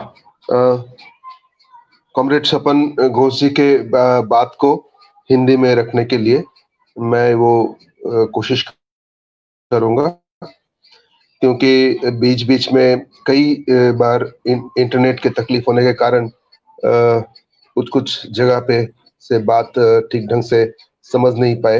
तभी भी हमने जितना समझ पाए उसके हिसाब से मैं उनको हिंदी करके बात को रखने की कोशिश कर रहा हूँ। ऑल इंडिया जन अधिकार सुरक्षा समिति के फेसबुक पेज में ये आज की जो चर्चा रखी गई है उसमें मुझे कहने के लिए जो मौका मिला है, इसके लिए मैं ऑल इंडिया जन अधिकार सुरक्षा कमेटी को धन्यवाद देता हूं। आज की जो विषय है और वो ये है बिरसा मुंडा के जीवन की जो रिलेवेंस आज के समय में, आज के संदर्भ में क्या है, उसके ऊपर आज चर्चा होनी है। उस समय में बिरसा मुंडा ने आम जनता के मन में जो जगह बना ली थी, गरीब लोगों के, ट्राइबल आदिवासी लोगों के अंदर दिल में जो प्रभाव विस्तार किया था, वो सिर्फ गरीब और संघर्ष करते हुए लोगों के दिल में ही नहीं, आज के भी जो शिक्षित युवान विद्यार्थी है, आम बुद्धिजीवी है, उनके ऊपर भी उनका प्रभाव हमें देखने को मिलता है। इसीलिए आज उनकी जीवन की रिलेवेंस बहुत ही है और उसको हमें सही ढंग से मूल्यांकन करना जरूरी है, नहीं तो हमसे गलती हो जाएगी, हमसे भूल होगी और हमने शहीद बिरसा मुंडा की जो सीख हमें लेनी चाहिए वो हम ठीक से नहीं ले पाएंगे। वो उनके अंदर जो सामाजिक जिम्मेदारी, आम लोगों के लिए जो गहरी प्यार और उनको मदद करने के लिए अपने आप को इस तरह से एक बड़ा चरित्र के रूप में बनाए थे और उसी के जरिए आज की जो समय में उनकी अहमियत और उनकी जो चारित्र की गुणावली वो हम उसको देखेंगे। 19वीं सदी के समय में 1895 के साल में ये संघर्ष हमें देखने को मिला है, जो 1901 के समय 1895 से 1895 से शुरू होकर 1901 के समय ये संघर्ष पूरा हुआ है और उसमें कई खून बहाया गया और उन्होंने ये संघर्ष काफी देर तक, काफी लंबे अरसे तक चला। ये जो उनकी जो संघर्ष थी, ये कोई आइसोलेटेड अलग थलग संघर्ष नहीं था, ये एक कंटिन्यूएशन है। ये संघर्ष अतीत का जो संघर्ष, आदिवासी संघर्ष हुआ था और इसका एक कंटिन्यूएशन में भी है और उसका असर बहुत लंबे समय तक जो शिक्षित वर्ग है उनके दिमाग में, उनके मन में इसका बहुत गहरा असर देखने को मिला है, जो आज भी हम देख सकते हैं। हम जानते हैं कि छोटा नागपुर के जो पहाड़ी विस्तार है, या तो देश के अलग अलग जगह पे 1967 से शुरू कर अलग अलग जगह पे बहुत से आदिवासी विद्रोह हुआ है। 1798 में कोयरा माझी म्यूटिनी हुआ, चुआर म्यूटिनी हुआ और उसके बाद मेघालय में खासी विद्रोह हुआ। 1785 में बीरभूम में आंदोलन हुआ। 1795 में उड़ीसा में आदिवासी विद्रोह हुआ। 1813 में यूपी में सहारनपुर में हुआ। 1813 में यूपी में सहारनपुर में हुआ। 1817 में एमपी में भील विद्रोह हुआ। 1831 में कोली विद्रोह हुआ। 1839 में नागा आंदोलन हुआ। इस प्रकार से एक के बाद एक आदिवासी विद्रोह चलता रहा और आंदोलन होता रहा और इसी के ही कंटिन्यूएशन में 1895 में से लेकर 1901 तक मुंडा विद्रोह हमें देखने को मिला है। और ये जो जितने भी ये आंदोलन वगैरह हुआ है, ये सारे आंदोलन के बहुत सारा हिस्सा आज भी लिखित रूप से नहीं मिलता है। बहुत ही कम हिस्सा हमें लिखित रूप से मिलता है। जो थोड़ा बहुत मिला है उसके जरिए हम कुछ हद तक जान पाए हैं किस प्रकार के आंदोलन होता है। ये आंदोलन में जो गरीब शोषित लोग थे उन्होंने मूलभूत रूप से भाग लिए थे और इनको एक सभ्य समाज के रूप में देखा नहीं जाता था उस समय। शुरुआत के समय में ये जो आंदोलन होता रहा, इसे मिशनरी वर्ग ने मदद किए थे। जो मिशनरी ब्रिटिश के साथ यहाँ पर आए थे, उन्होंने शुरुआत के दिनों में जो काम शुरू किए थे, जंगल में जाके आदिवासियों के अंदर रहकर, उस समय उन्होंने कुछ हद तक इस विद्रोह को एक मानवीय भावना के आधार पर उन्हें मदद किया। लेकिन फिर आने वाले दिनों में ब्रिटिश शासक वर्ग के दबाव के अंदर आके उन्होंने ये ब्रिटिश आदिवासी विद्रोह के खिलाफ चले गए और फिर उसका दमन कार्य में भी शामिल हो गए। बिरसा मुंडा की ऐसे सिचुएशन में, ऐसे परिस्थिति में बिरसा मुंडा की जन्म हुआ था और उनकी संग्रामी चरित्र के विकास हुआ था। वो बहुत ही गरीब परिवार के थे जो एक नजदीक के स्कूल में पढ़ते थे। बाद में वो एक चाईबासा के एक कैथोलिक स्कूल में पढ़ने गए, क्योंकि वो जो स्कूल में वो पढ़ते थे वो वहां पर उच्च शिक्षण, आगे का शिक्षा प्राप्त करने की स्थिति नहीं थी, इसीलिए वो चाईबासा में एक कैथोलिक स्कूल में पढ़ते थे। वहां पर से उनकी जो संग्रामी चरित्र की बनने की शुरुआत वहीं से हुआ था। उसी समय में चाईबासा के उस मिशनरी स्कूल में एक वहां के शिक्षक आदिवासियों को, मुंडाओं को बेईमान कह के पुकारे और उसी समय उन्होंने वहां पर ही उसके जबरदस्त विरोध किया। उन्होंने फिर ये स्कूल छोड़ दिए और एक जमींदार के घर में कामकाज में जुटे और उन्होंने देखे कि जो कानून बनाया गया उसमें ट्राइबल मतलब आदिवासियों को जंगल में अंदर जाना मना किया गया। जंगल की जो संसाधन उस पर उनके अधिकार खत्म हो रही थी और इसके सामने छिटपुट आंदोलन भी शुरू हुआ और जगह जगह पे पुलिस स्टेशन वगैरह की घेराव करना, उसके सामने दिखाव करने का शुरुआत हुआ। लेकिन पुलिस इस आंदोलन को बहुत ही आसानी से दबा पाया था, क्या? क्योंकि ये स्पोरेडिक मतलब स्वतः स्फूर्त ढंग से आंदोलन हो रहा था, ये कोई संगठित आंदोलन नहीं था। बिरसा मुंडा इस आंदोलन में जुड़े थे और बाद में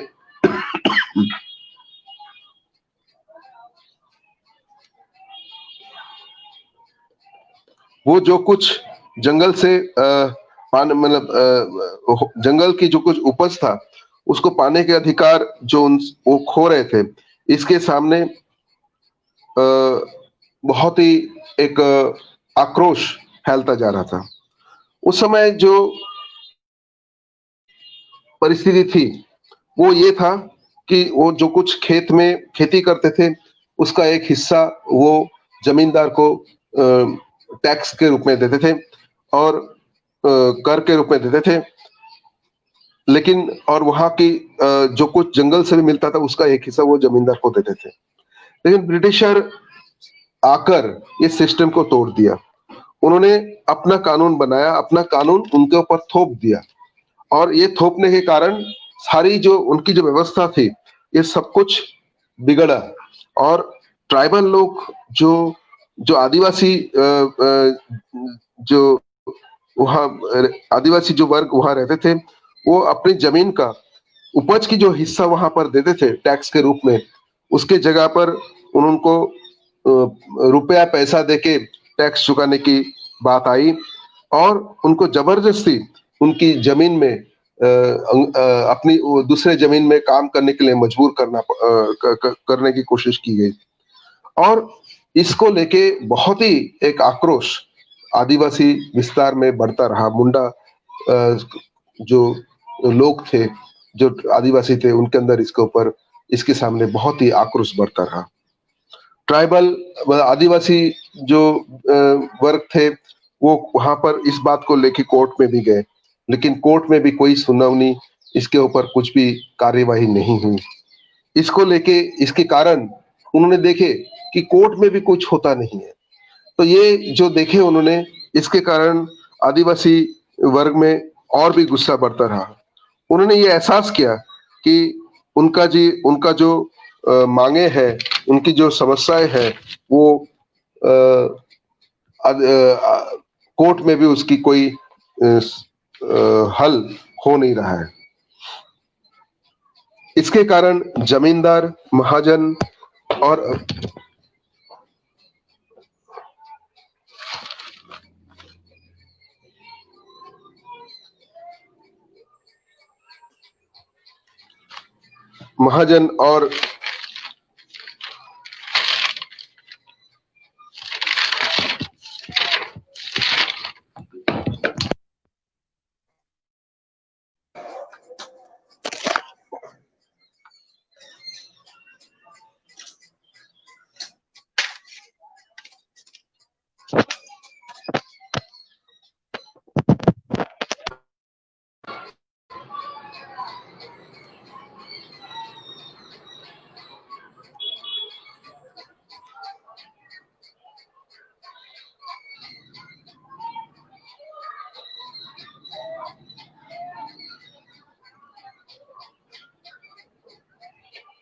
सॉरी,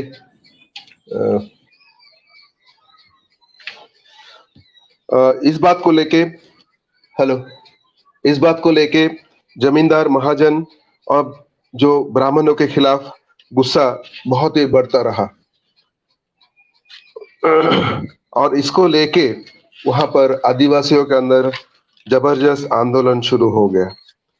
ब्रिटिशरों ने इस जमींदार, महाजन और ब्राह्मणों को मदद करने के लिए पुलिस फोर्स भेजा, और लेकिन उन्होंने ये एहसास किए कि पुलिस और फोर्स के जरिए आदिवासियों को दबाना, ज्यादा दिन तक रोक के रखना संभव नहीं है। इसीलिए उन्होंने आदिवासियों को समझाने की कोशिश किया और उन्होंने जंगल कानून को बदल के उनको ये बताने की कोशिश की कि उन्हें जंगल के अधिकार मिलेगा, उनको सारे अधिकार दी जाएगी। और इसके चलते हुए कुछ समय तक आंदोलन धीमा पड़ा और बाद में धीमे धीमे लोगों को ये पता चलने लगा ये एक झूठी बात है, ये एक धोखाधड़ी है, उनके साथ एक धोखाधड़ी किया गया। और फिर से लोगों में गुस्सा बढ़ता रहा और इस समय 1895 के साल में बिरसा मुंडा इस आंदोलन को नेतृत्व देने आगे आए और एक नया तरंग पैदा हुआ। उन्होंने जो स्कूल में पढ़े उससे ये एहसास किया कि आदिवासियों में जब तक अंधविश्वास, कुसंस्कार वगैरह उनसे दूर नहीं होगा, तब तक उनको जगाना, उनको आंदोलन के लिए खड़ा करना संभव नहीं। यह एक बहुत बड़ी बात है। उन्होंने ये एहसास किया ये जो प्रीस्ट है, ये जो हिंदू और क्रिश्चियन की जो प्रीस्ट वर्ग है, वो लोगों को गलत रास्ते में लेके जा रहे हैं, गलत रास्ता दिखा रहे हैं। उनको ये भी एहसास हुआ कि इनके साथ संघर्ष किया बिना, इनके सामना किया बिना आदिवासी विस्तार में लोगों को जगाना, लोगों को संगठित करना संभव नहीं है और अन्याय के सामने भी लड़ाई करना नामुमकिन है। उन्होंने एक नए विचार, नई बात लाने की कोशिश की। उन्होंने कहा कि अब से ये जो हिंदुओं ने जो बहुमूर्ति की मतलब कई सारे भगवान की जो धारणा दिया, उसको वो नहीं करना है। और इस तरह से तरह तरह की बात उन्होंने लाए और उन्होंने आदिवासियों के अंदर एक डिसिप्लिन लाने की कोशिश की, उनको अंदर एक डिसिप्लिन खड़ा करने की कोशिश की। उन्होंने उनको कुसंस्कार से मुक्त करने की कोशिश किया। ये एक प्रकार की नवजागरण की तरह ही था, जो यूरोप में नवजागरण हुआ था, उस प्रकार की ही एक परिवर्तन समाज में लाने की कोशिश बिरसा मुंडा ने वहां पर किए थे। उन्होंने उस समय एक बहुत बड़ी पहल और एक प्रभाव आदिवासियों की जो युवा वर्ग के अंदर देखने को मिला। उन्होंने घर छोड़कर इस संघर्ष में जुड़ने की प्रारंभ की।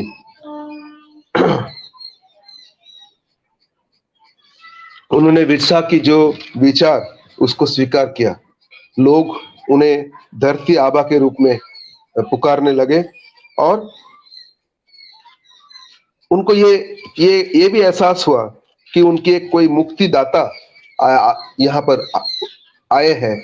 एक उनसे ये शोषण, अन्य अत्याचार से मुक्त करने के लिए कोई एक जन यहाँ पर उपस्थित हुआ है। हम जानते हैं कि संघर्ष के लिए एक उच्च चरित्र पाने की जरूरत है, नीति नैतिकता की जरूरत है, जिसके बिना कोई भी सही संघर्ष को आगे चलाना संभव नहीं है। और ये जो उनकी जो एहसास है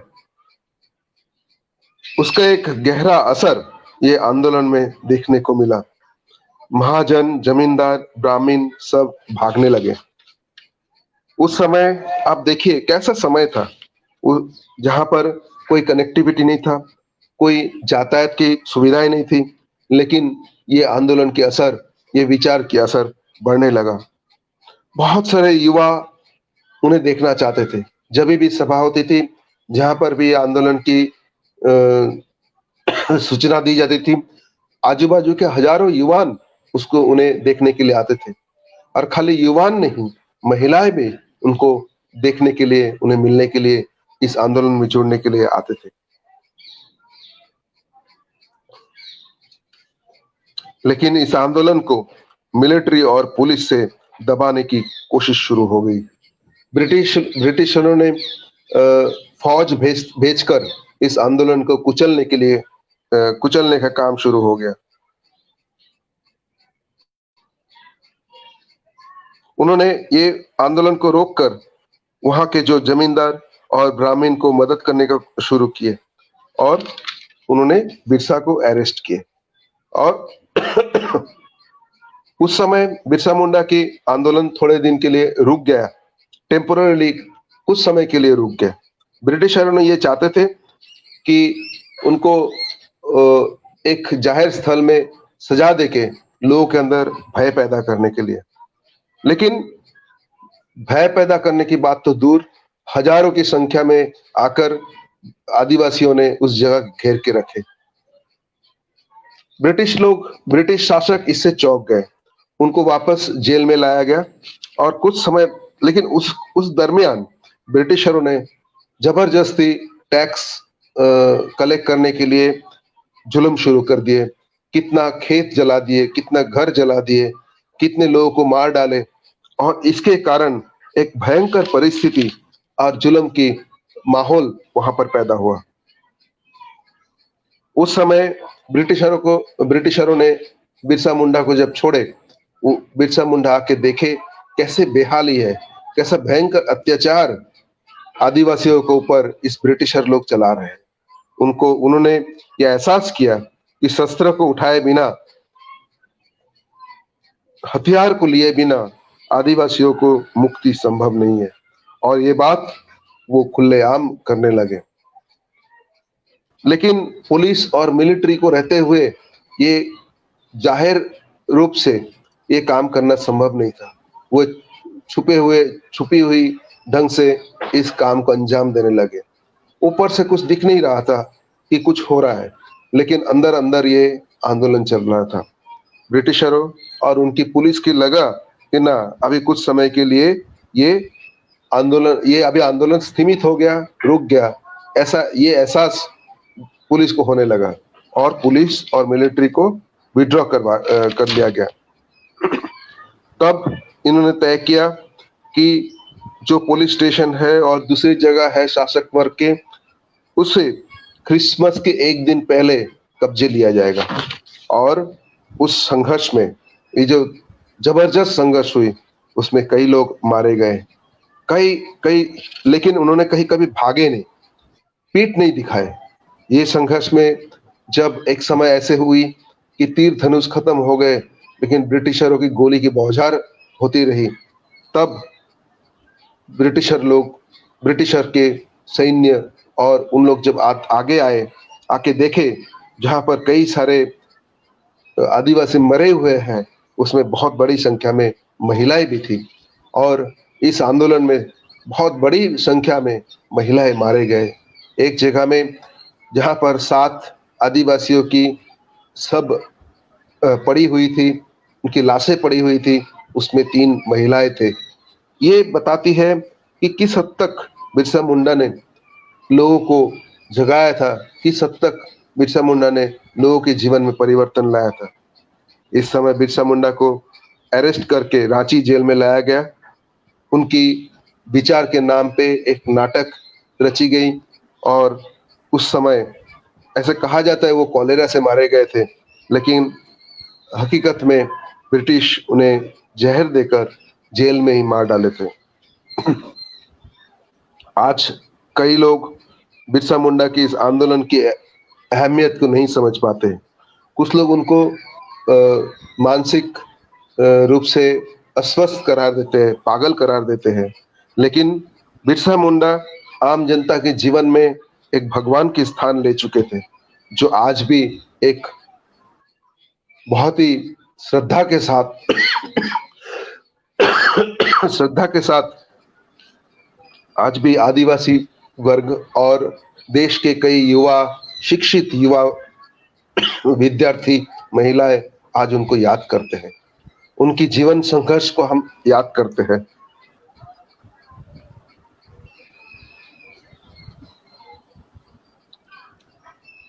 उनकी ये संघर्ष बेकार नहीं गया है। उनकी संघर्ष के कारण छोटा नागपुर टेनेंसी एक्ट बना और बिरसा मुंडा की मौत के साथ ये जुड़ी हुई बात है। उनके संघर्ष के जरिए ये छोटा नागपुर टेनेंसी एक्ट आज हमें मिला है।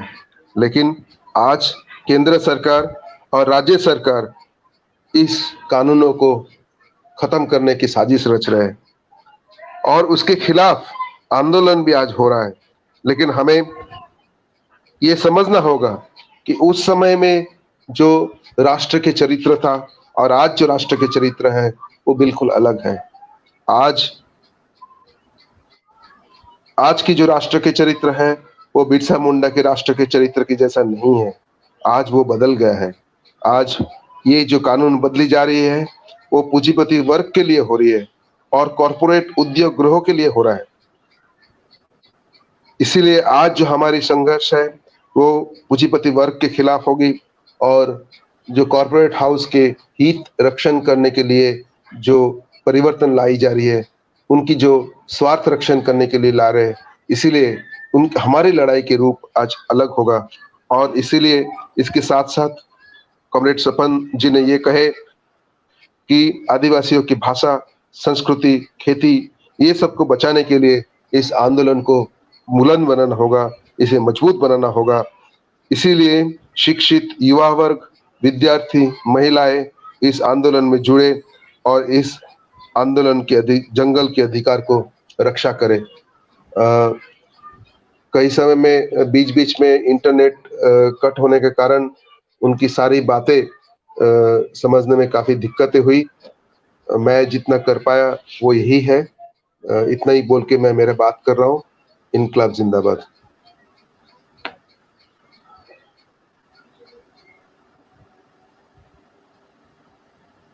जोहार। हमारा बीच में बिरसा मुंडा जीवन इतिहास और उस समय का जो आंदोलन था उसका बारे में हमारा सामने आज फेसबुक लाइव में माननीय सपन घोष बांग्ला में और हिंदी में हमारा पास गुजरात से माननीय तपन दासगुप्ता जी बहुत अच्छा तरीके से बिरसा मुंडा का जीवन इतिहास और उस टाइम का जो आंदोलन था विस्तारित में चर्चा किया। आशा करते हैं आप लोग सब लोग इस इम्पोर्टेंस आज का दिन में आप समझ रहे हैं। तो दोनों वक्ता को हमारा ऑल इंडिया जन सुरक्षा कमेटी की तरफ से बहुत बहुत बधाई, नमस्कार और अगला दिन में भी उसको हम मिलेंगे, ऐसा एक दूसरा कोई टॉपिक लेके ये बोल के सबको याद दिलाता हूँ। अगला 15 नवंबर बिरसा मुंडा का जन्मदिन है। हर गांव में, हर घर में बिरसा मुंडा का नमन होना चाहिए। उसका जो हमारा समाज के लिए जो बलिदान था उसको याद करने के लिए और नया युवा पीढ़ी को बिरसा मुंडा का जीवन इतिहास फॉलो करने के लिए हमारा तरफ से सबको अनुरोध रहेंगे। और आप लोग जितना सके आप लोग बिरसा मुंडा का जन्मदिन मनाइए, ये बोल के आज का प्रोग्राम को हम विराम देते हैं। नमस्कार।